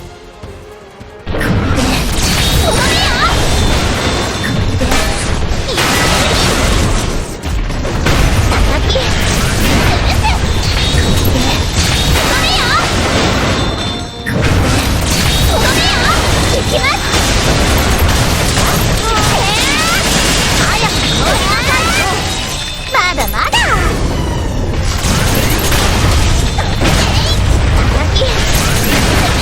いけます。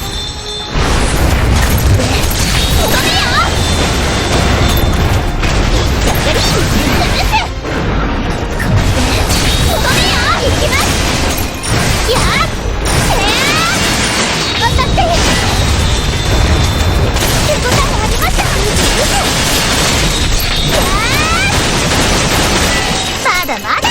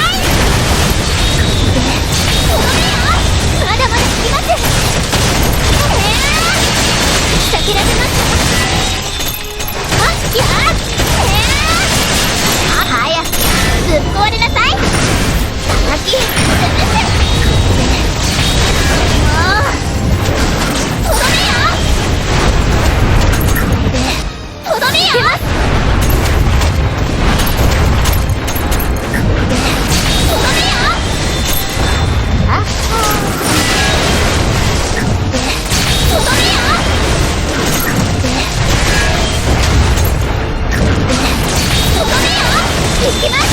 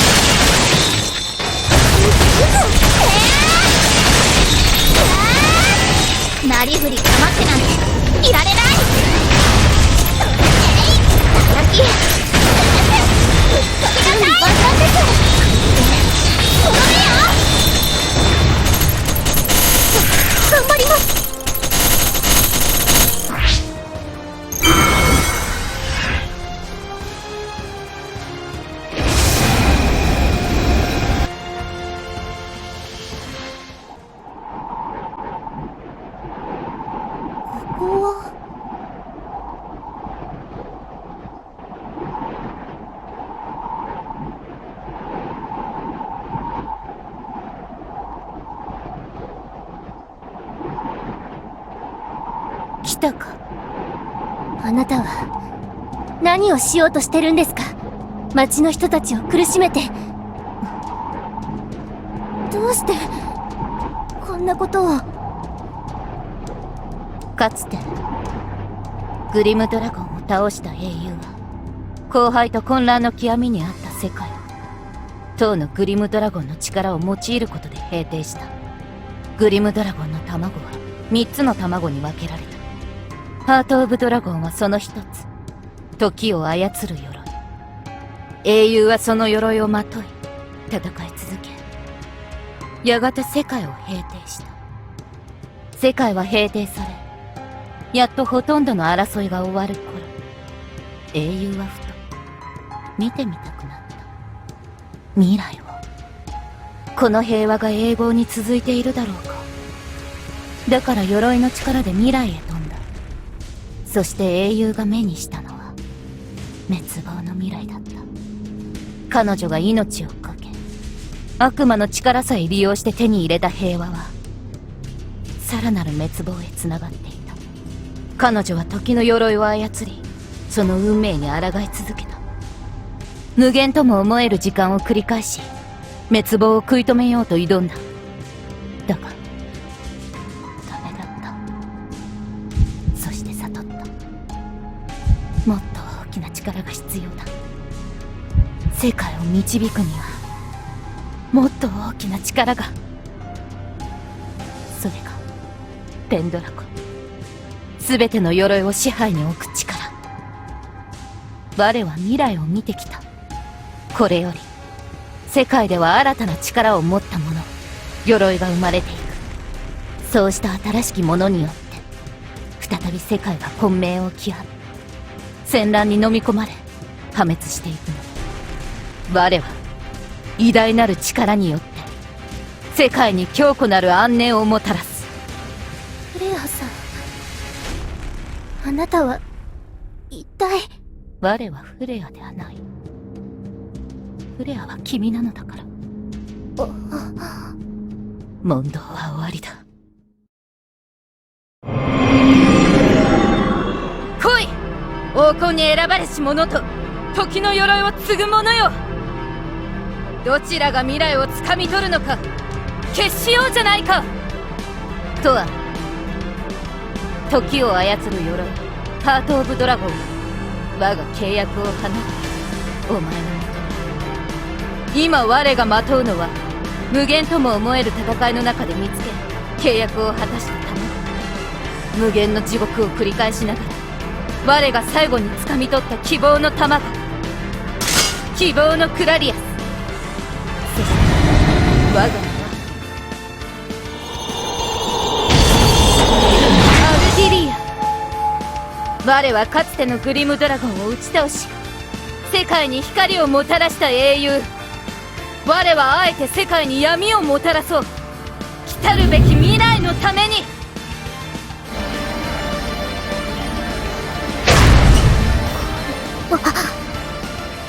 クラリアスの制御が効かない。これこそが王家の卵、ペンドラゴンの力。あらゆる鎧を支配に置くマスターコードを権限させる。間近でこの力を受ければリディアほどの術者も一瞬で取り込んでしまう。バカな、この私が。これでは戦うことすらできない。ここまでたどり着いたことは褒めよう。我が剣となり新たな世界の平定の先兵となるがいい。勇者よ。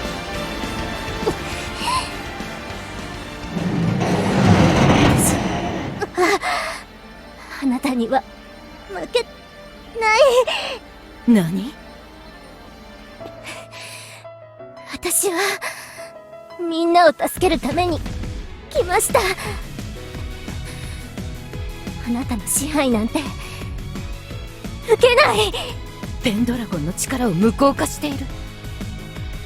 そうか、君もまたペンドラゴンを制御する黄金の力を持っていたのだったな。この支配に抗う力を持っているわけか。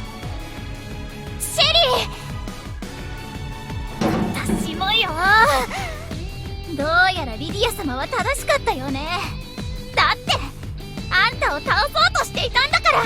私は復讐さえ終えられたらそれでもいいと思っていた。だが今は生きたいと願っている。いつか故郷に帰りたいと。そして何より私を救ってくれた恩人に恩を返す。ここで果てるわけにはいかない。まったく、ここに来て色々と明らかになったことも多い。持ち帰って調べたいことだらけだよ。なんとしても戻らないとね。いかなる力にも私は屈しない。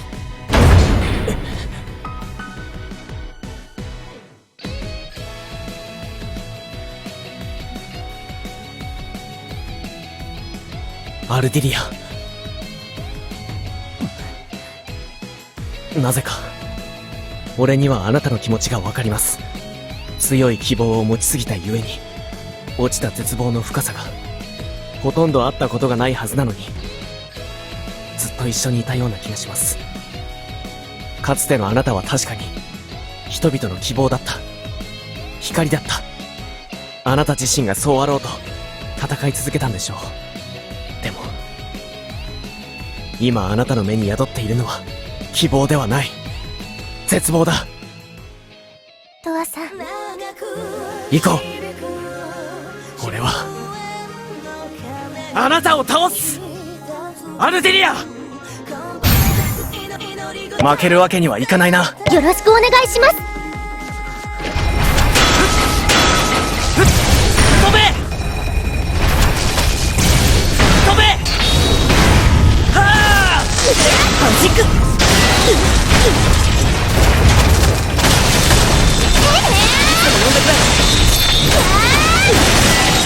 もう一丁。飛べ。準備万端です。朽ち果てるわけにはいかぬ。はあ、力を広田か。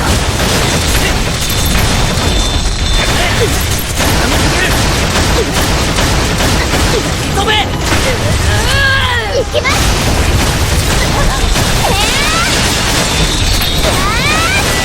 いつでも呼んでもう一丁。飛べ。我が剣はまだ折れぬ。飛べ。いけます。はあ、光を降り注げ。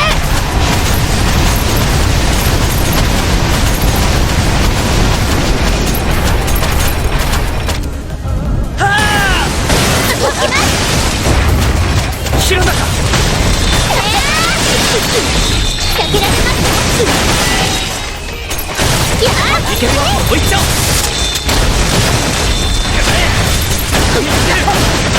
けだ。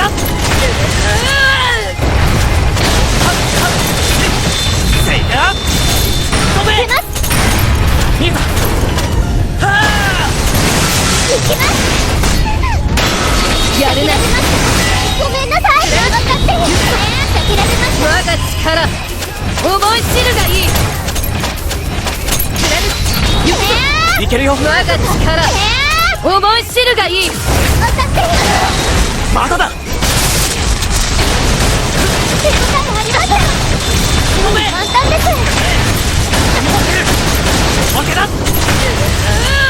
まだまだ行きます。いけるよ。果てるわけにはいかぬ。力を広田か。簡単です。飛べ。何が何だか分かりません。先出します。いつでも呼んでくれ。逃げられると思うな。飛べ。掴みかける。何が何だか分かりません。分かってる。呼んでくれ。逃げられると思うな。はあ、広田か。いけます。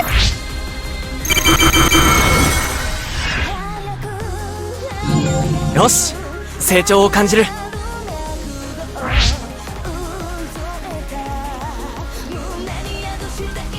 ったぞ。やったー、強くなりました。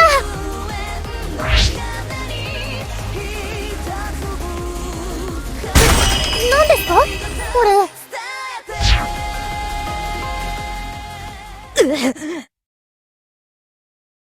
たとえあなたがどんなに偉大な英雄だとしても、どんな覚悟があるとしても、未来は自分で切り開く。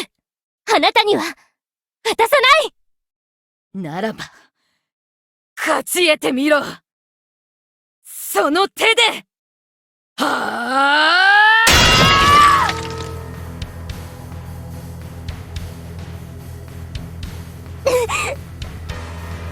我はアルティリア、古の英雄にして世界を未来へ導く光の英雄、シェリー・ラインスタッドよ。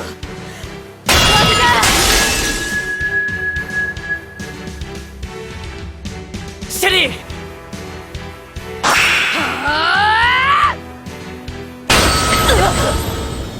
お前はまだ終わりはしないさ。ランスロットさん。古の英雄よ、君にどんな使命があろうが彼女に手を出すのだけは許さん。そうか、あの時の男か。そのような姿になってまで戦うとは敬服に値する。一時は諦めたぞ。けれどそこの少年を見ているうちに少し思い出した。若い頃抱いていた純粋で不器用な正義を君はどうだ。本来時は誰にでも平等に流れるものだ。鎧の力を使って時をかけようが君の中に流れている時間はどうしようもない。誰しもが若さを失い、かつて溢れていたみずみずしい理想を忘れていくものだ。さて君の心はまだ残っているか。それとも永遠の時の流れの中で化け物になってしまったか。シェリー、あなたは一体。自分の力を信じるんだ。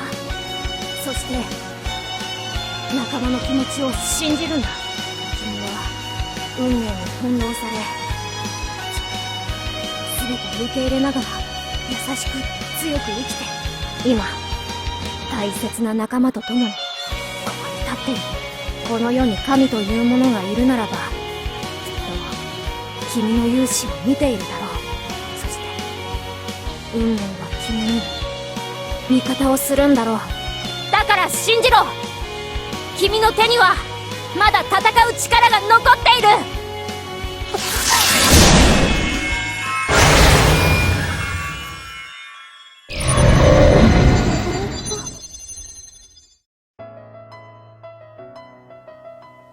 まさかそれは聖剣ユグドラシオ。ユグドラシオ。かつて英雄アルデリアは精霊の加護を得て聖剣ユグドラシオを託され、その剣でグリムドラゴンを撃った。その剣がシェリーの手に。そうか、精霊、お前たちはそちらについた。だが我は負けられない。永遠の時の中で救えなかった者たちのために我は力を手に入れるのだ。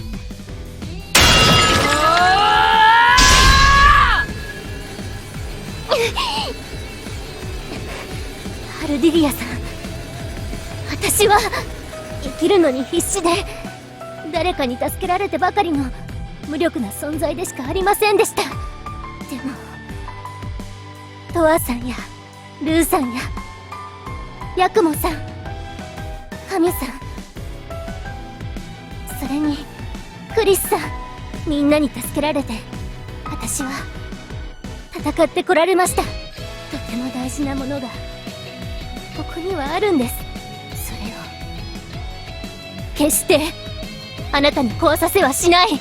私はきっと守ってみせる。私の大切なものを、みんなの大切なものも守れる存在になってみせる。だからあなたには負けない。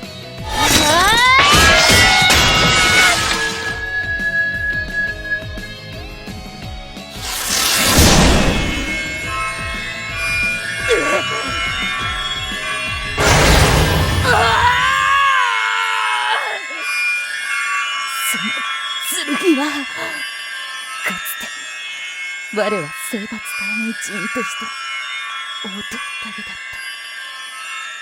た。長い旅の果てに多くの友を失い、我自身命を何度も捨てかけながら地の果てで精霊の王なる者と出会い、それを託された。その剣を振るって我はグリムドラゴンを撃った。その我がその剣によって撃たれる竜と化すとは、我はいつの間にか終わっていたんだな。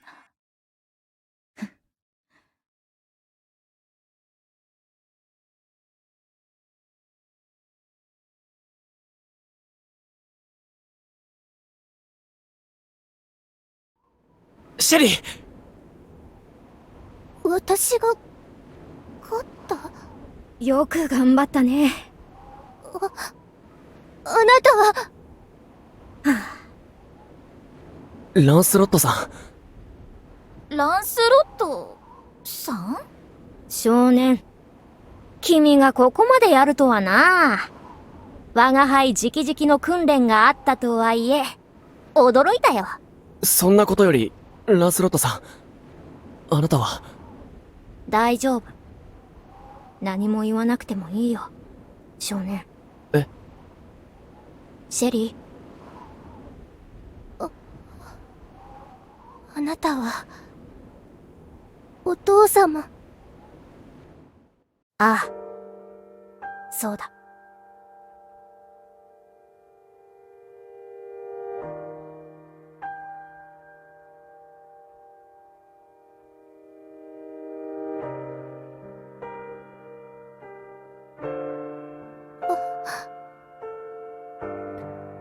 お父様。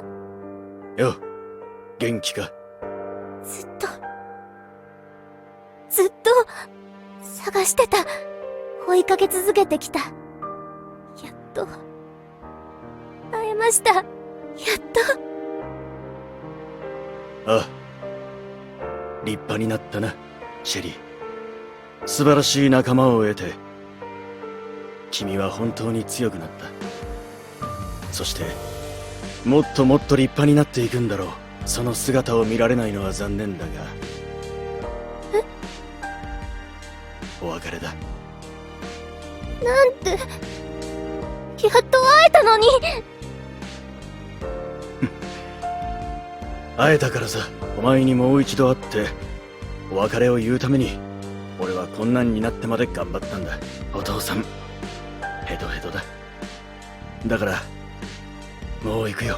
お父様。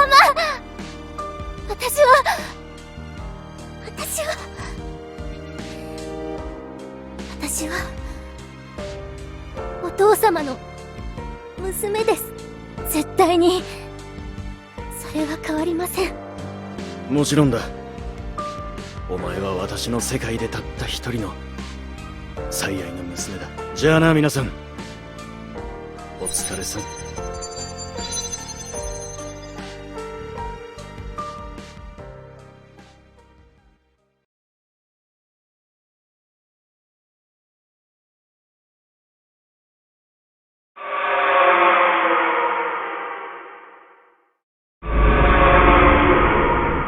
この方向は、これはペンドラゴンの卵が方向を上げている。シェリー、やるんだ。はい。はあ。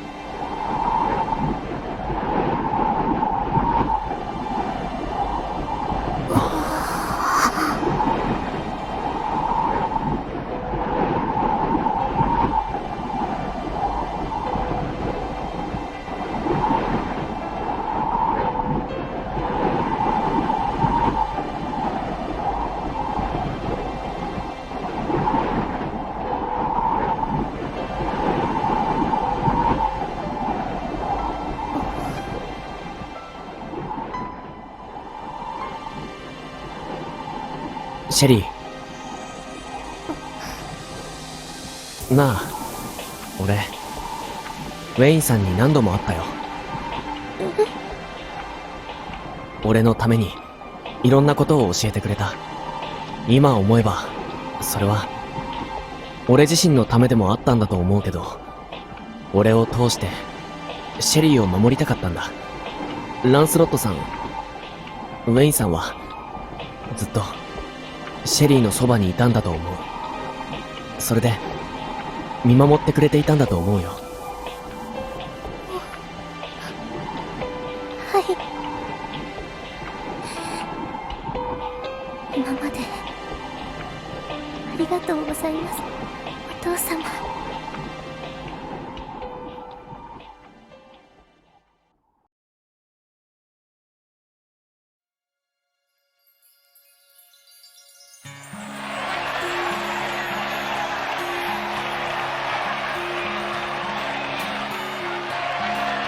ミスター・トワまさかあなたがここまで成長するとは。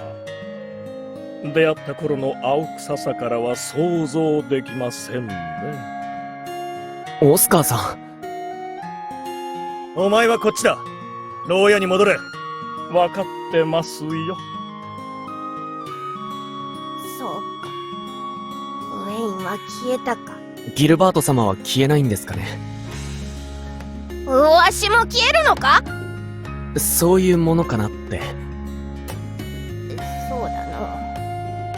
わしがこうしていられるのもかりそめのこと。少しだけ見届けたいが、お主らを見ていると役目も終わったのかと思ってしまう。王様、なんか満足して消えようとしていますよ。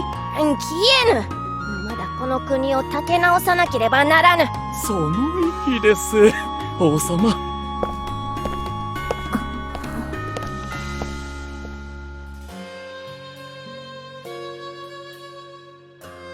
ヤクモさん、どうしたんですか？いや、いいんだ。もう私には関係ないことだ。よウルフィリアさう、やったようだな。はい。俺は今まで敵なしだった。え？最強などと言われ、悪い気はしていなかった。だが、その称号は俺には少々重いようだ。今日限りで、お前に譲ろう。俺にも重いですよ。そう言うな。お前に拒否権はない。ないんですか。それに、そのうち取り返しに行くからな。ウルフィリアさん。はい。その時は、よろしくお願いします。じゃあな。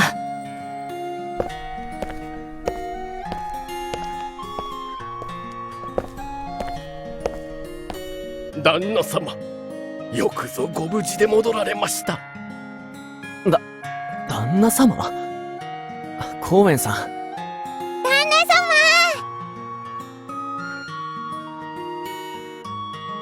皆さん、ご無事でよかったです。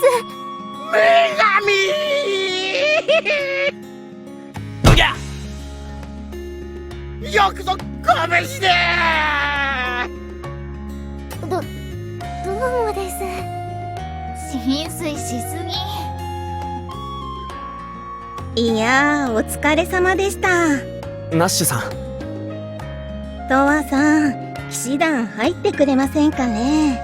あなたがいたら私楽できそうで。というか、引退したいんですよね。常々言っていますが。ナッシュさんは引退してどうするんですか？引きこもりたいです。そう。でもまあ、街がめちゃくちゃになったら引きこもれないし、たまには戦わないとダメみたいです。はあ、しかし今回はいいものが見られたわい。降雪山さん、お疲れ様です。なんだ、わしは後方で支援に徹していただけよ。見事な戦いぶりだったの。これだけ有望な若者がいるなら、わしもゆっくりと隠居できそうだわい。それ何度も聞きましたよ。どうせすぐに若いもんには任せられんとか言い出すんでしょ。どうかな。時は常に流れる。そして強さも命も永遠ではないということよ。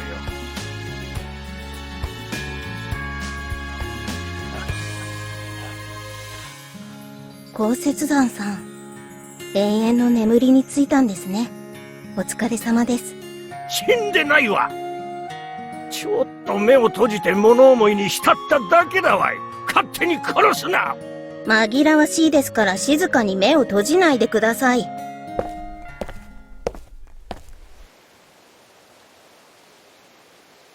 グレンさん？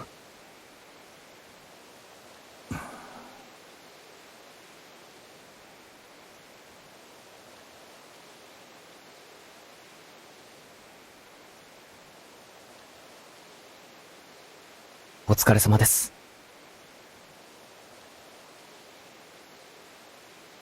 いや、死んでねえよ。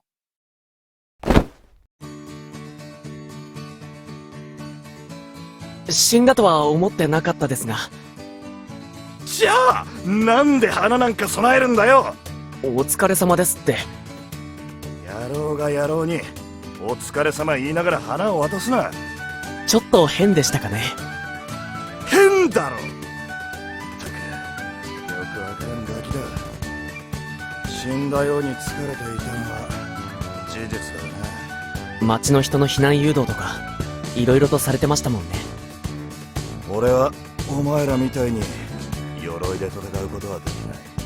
泥臭い仕事がお似合いだからな。お疲れ様です。それはこっちのセリフだ。やりやがったようだな。なんとかなったみたいです。お前落ち着いたらあれだ。何ですか？ちゃんと役所に住所の登録をしやがれ。なんでそんな根本的なことを今頃。観光で来てるわけじゃなく移住するなら必要なものなんだよ。後で書類とか作らせるからな。待ってろよ。はい。そうしたら立派な王都の市民ってことだからよ。グレンさん、わかりました。ああ。さて事後処理がこれから山ほど待ってるぞ。行ってくれ。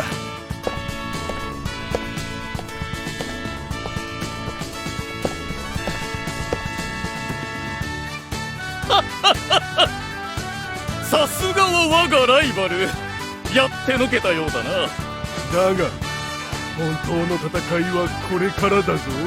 本当の戦いはこれからだ。今度は俺たちが手柄を立ててやる。終わったっつーの。ロバートさん。俺はレイチェルな。すいません、ゴルフィンさん。俺はロバートだ。ありがとうございました。おう。でも冷静に考えると俺は何に対して礼を。おいおいおい、何を言うライバル。俺たちの友情と競争に。友情と競争に乾杯。乾杯。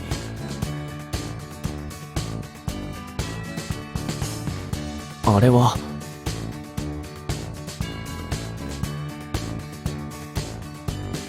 恐ろしき伝説去り、新たな伝説が到来する。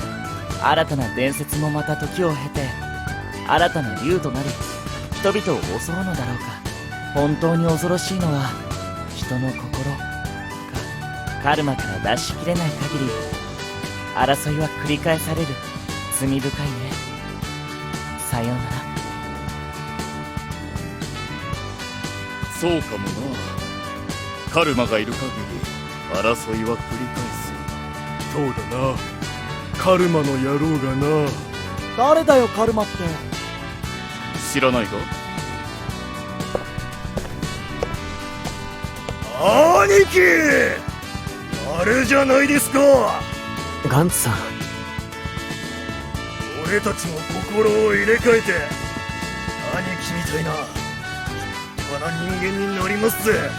頑張ってください。お前たちは牢屋に戻れ。そう、まあお勤めももう少しで終わりだからな。頑張りますぜ。出てきたら一杯やりましょう。俺、お酒飲めませんよ。ガンツさんはどういう理由で投獄されていたんですか？それは恥ずかしいんですが、貴族の屋敷に咲いていた花を摘んで。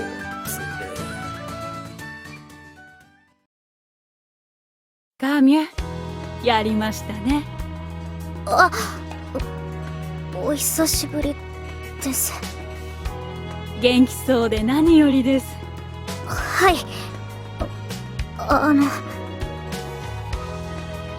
ババ、何をしておる？降雪山ですか。まだそんな格好で若者の邪魔をしているんですかい？お二人は知り合いなんですか？知り合いも何も。こやつは3代前のウィングドラゴンだぞ。わしの元同僚じゃ。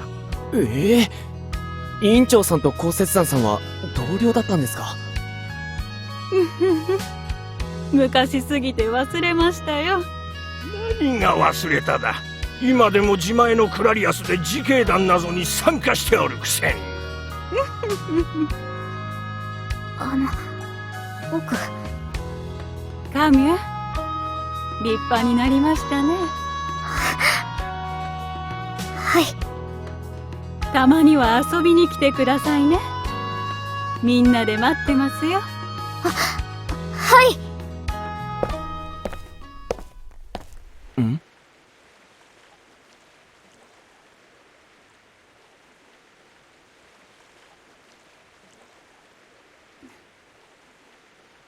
強くなられましたね、お嬢様。マリスさん、来てたんですか？トワ様。シェリーに会っていかないんですか？私は行かなければなりません。グレン様からの頼みで参戦しましたが、終われば戻る約束です。まあそれなりに活躍しましたから、恩赦を期待しておきます。マリスさん、シャムレットは再会できそうですか？はい。でも、マリスさんの代わりは難しそうです。トワ様。はい。お嬢様のそばにいてくださってありがとうございます。心よりお礼を。では。マリスさん。こんにちは。あなたは。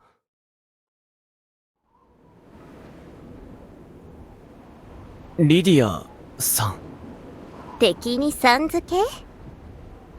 面白い少年ね。あなたは一体。ソウルドラゴンの卵は聖剣によって今度こそ破壊された。私もようやく長い運命の輪から解き放たれるよね。ベルフレアとか言ったかしら？私の眷属に伝えておいて。これからも私を崇めなさい。ソウルドラゴンがなくなっても、私はどこかにちゃんと存在しているわ。私は天才魔導士なんだから。じゃあね、不思議な少年さん。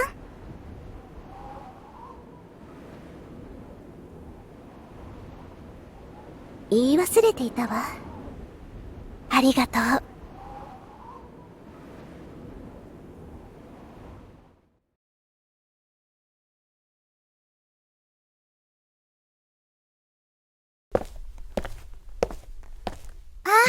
どうもどうも。あれ、駅長さいやー、お疲れ様でした。あなたたちに精霊王の加護があらんことを。ん。あなたは。一体。トアさん、出発の時は近い。乗り遅れないようにしてください。え？では。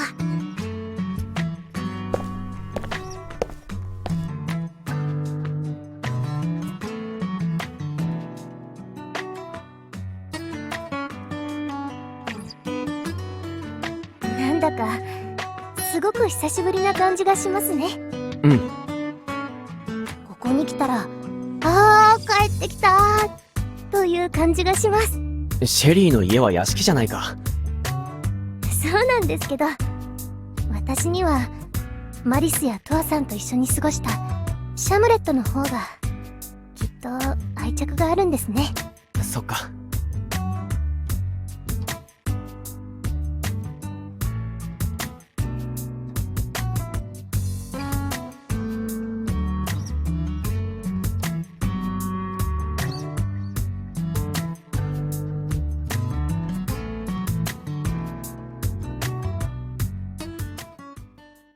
桜？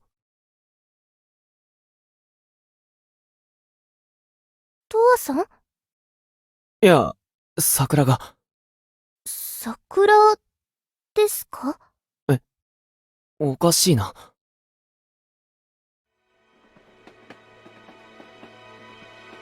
列車だ。列車がホームに来るんだ。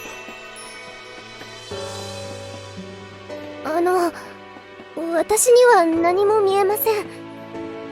列車が来ているんですか？え？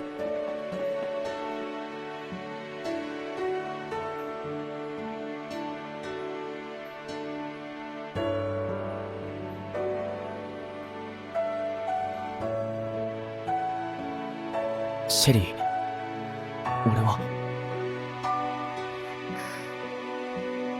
トアさん、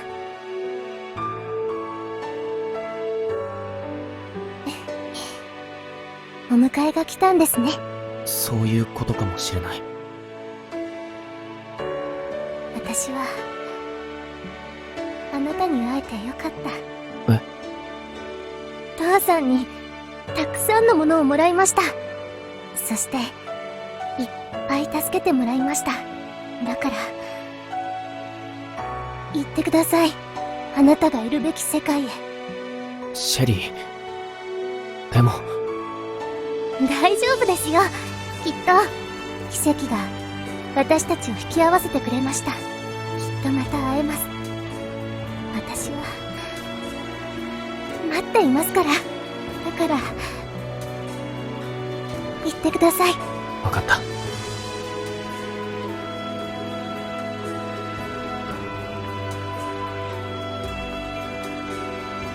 トアさん、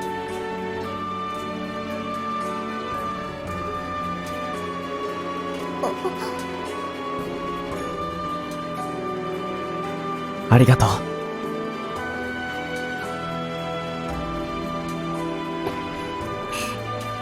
こちらこそ。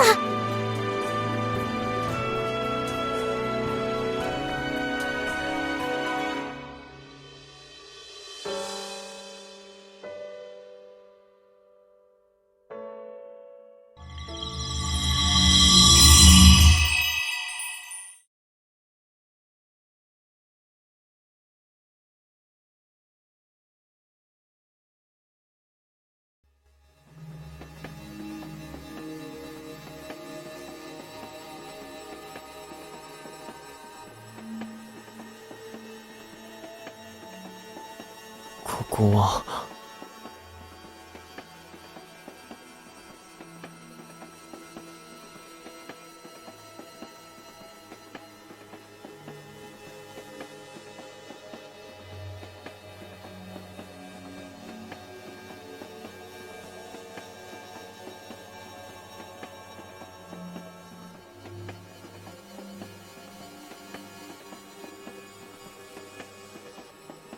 そうか。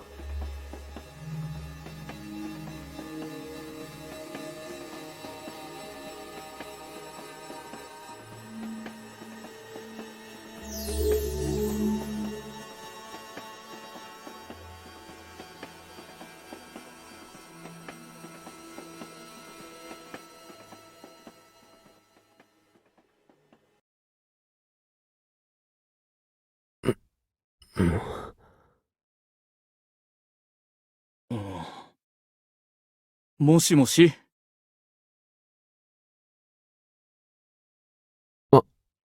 どうも。こんなところで寝ちゃダメだよ。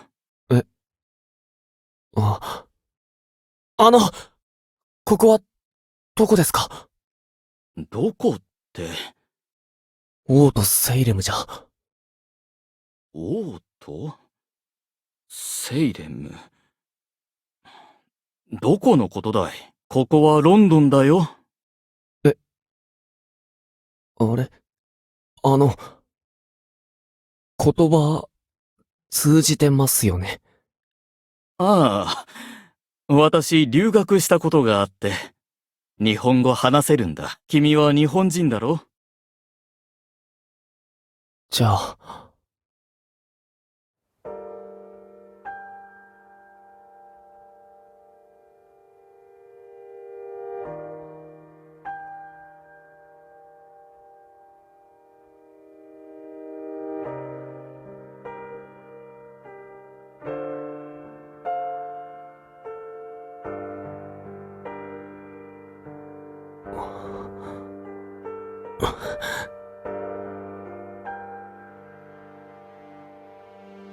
参ったな。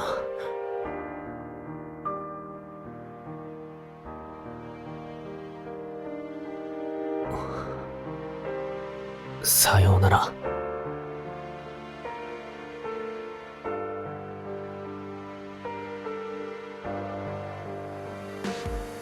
どうしたの？どこか悪いのかい？だって君、泣いてるよ。泣いてる？いえ、大丈夫です。すいません。大丈夫です。そうかい？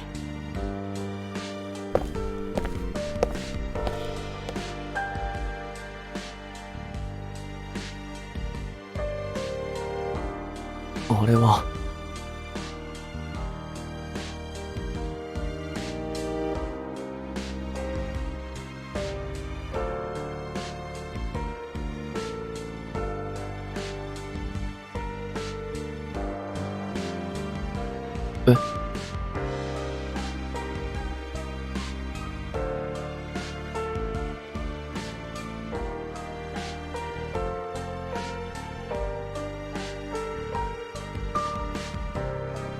や、あなたは？少しだけ君と話したくてね。ついてきたんだ。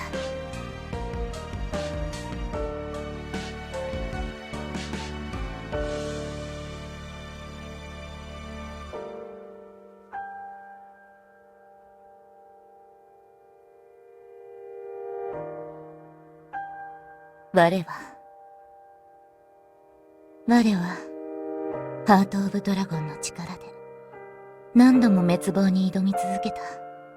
無限とも言える繰り返される戦い。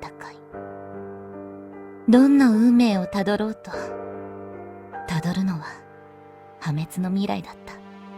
いつしか我の心そのものも深い闇にとらわれていた。もっと大きな力をと、かつて我自身が憎んだ力にまで頼ろうとした。我はきっと君たちに救われたんだ。深い闇の底にいた我を引き上げてくれたんだ。ありがとう。君たちと戦って分かった。きっと未来は大丈夫だ。もう心配ない。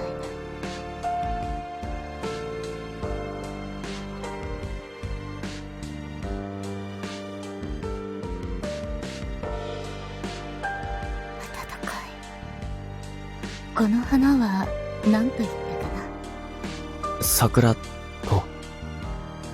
桜、綺麗だ。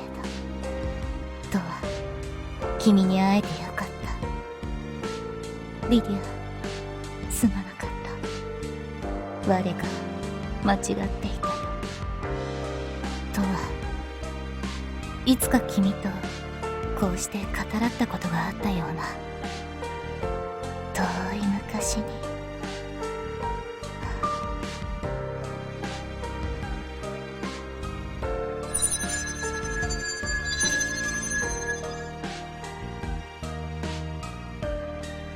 さようなら、アルディリア。長井、お前どこに行ってたんだ？俺は朝の集合に現れないから教師が血相を変えていたぞ。ごめん、昨夜出かけてそのまま寝ていたみたいだ。寝ていた？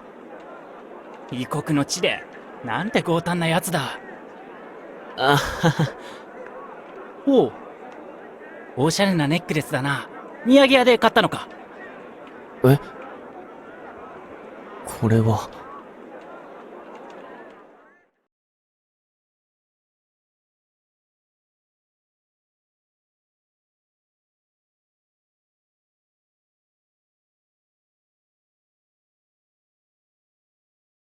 みんなの元に帰ろうか。みんなって？先生たちのところに。おう、そうだな。当機はこれより日本に向けて出発いたします。なお天候は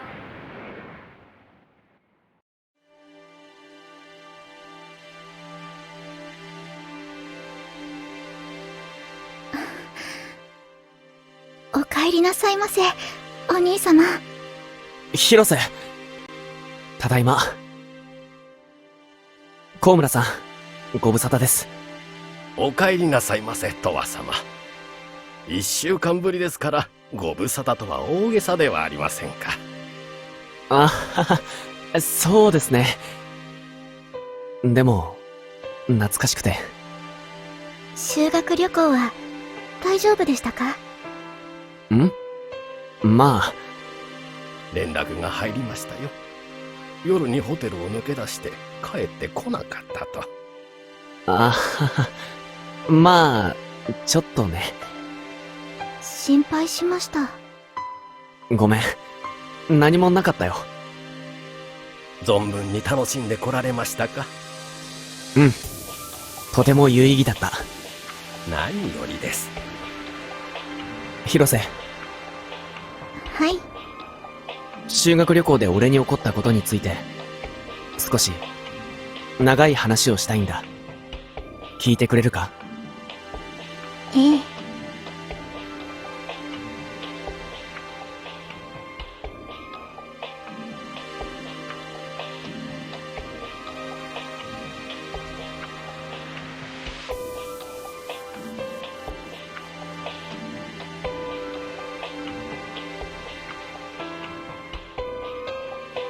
にわかには信じられないですが、まあ私自身人様からはそうそう信じてもらえない境遇ですし、お兄様は大変な冒険をしてきたのですね。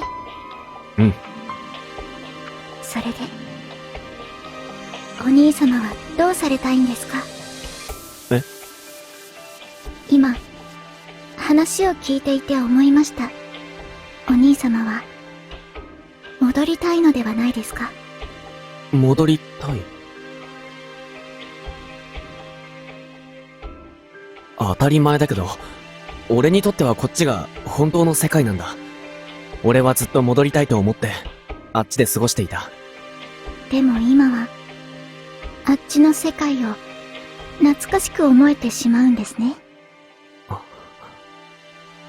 そうかもしれない。俺は、戻りたいのかもしれないな。でも、私を置いていけない？うん。もちろん。でしたらこうしましょう。私も、連れて行ってくれませんか？え？私、お兄様が行った世界を見てみたいです。話に出てきた人たちに、会ってみたいと思います。広瀬。今すぐ、参りましょう。今すぐ？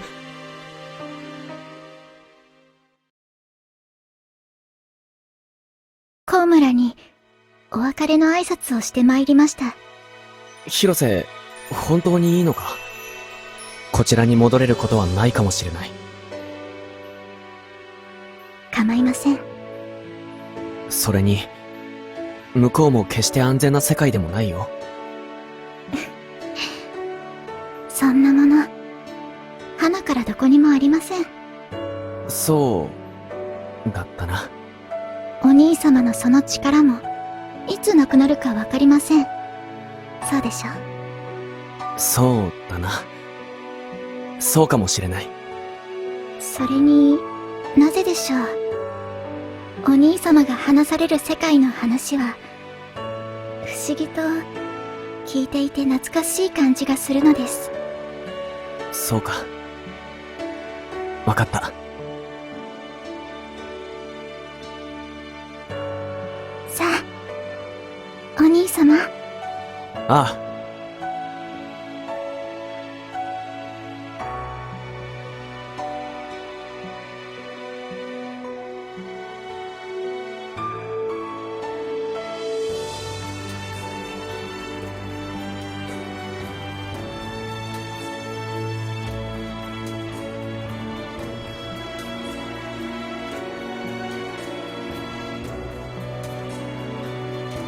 サモンドラゴン。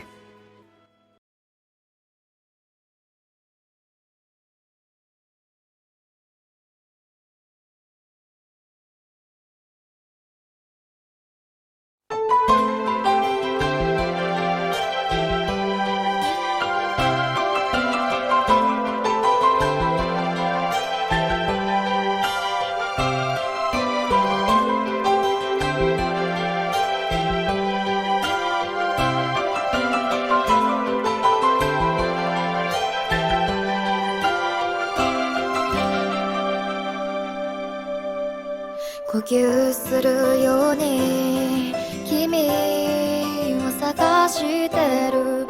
僕の内側かき乱すこびりつく記憶、しみる残りがに酔いしで朝を迎えたい。夢の中詰まる言葉、涙拭えない手のひら無力に嘆いたあの日の静寂すべて許し、また僕らを始めよう。月が満ちる夜会いに行くよ、約束だよ。二人阻んだ鎧脱ぎ捨てて抱き合う。世界の端っこに立ち同じ街明かり浴びたら一つに生きれるんだろう。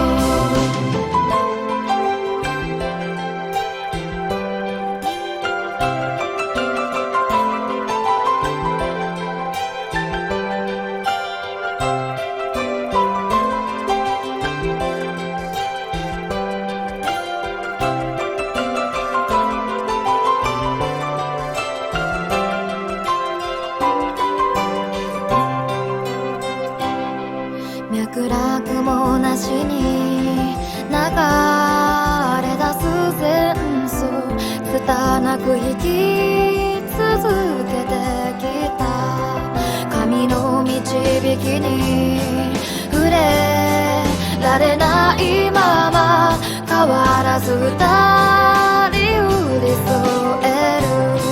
言いかけてすぐむ言葉、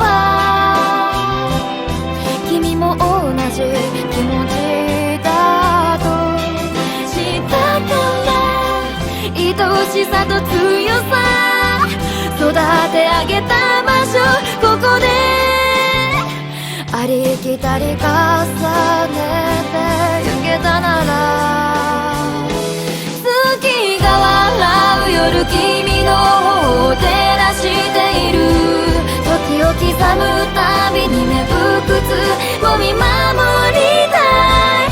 世界の真ん中僕らが信じたた果てのために光は降り注ぐからいつかこの手の剣折れようともそっと絡めた指先は力を増してくそばで気づいてもっと近くで肌寄せ振り子は揺らめ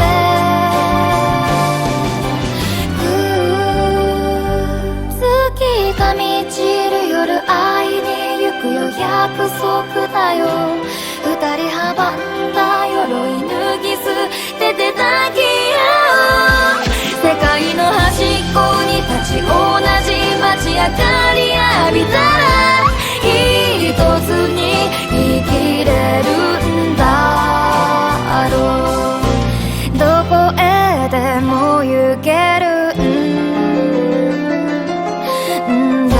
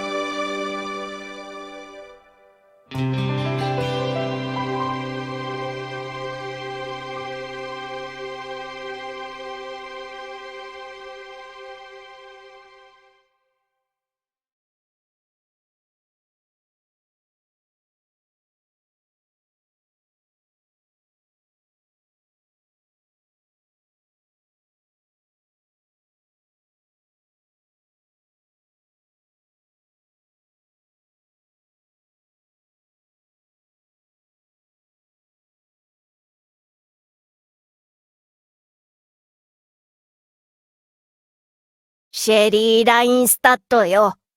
レインフォルスの名を継ぎ、王位を継承することを受け入れるか。受け入れます。汝、いかなる時も国民の安寧を第一に考え、生涯をその務めに捧げることを誓うか。誓います。よかろう。ギルバート・レインフォルスの名のもとに宣言する。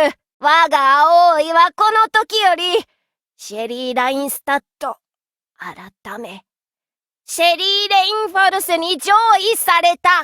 私、シェリー・レインフォルスは、王として民のために尽力することを宣誓します。この剣にかけて。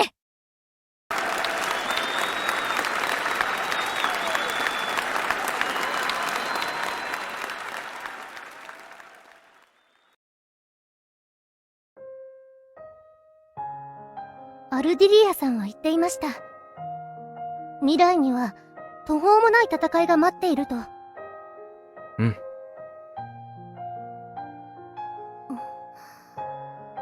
トワさんはどうして戻ってきたんですか？トワさんの世界は、国は戦いなんてない平和な世界だったんでしょ？こっちよりはね。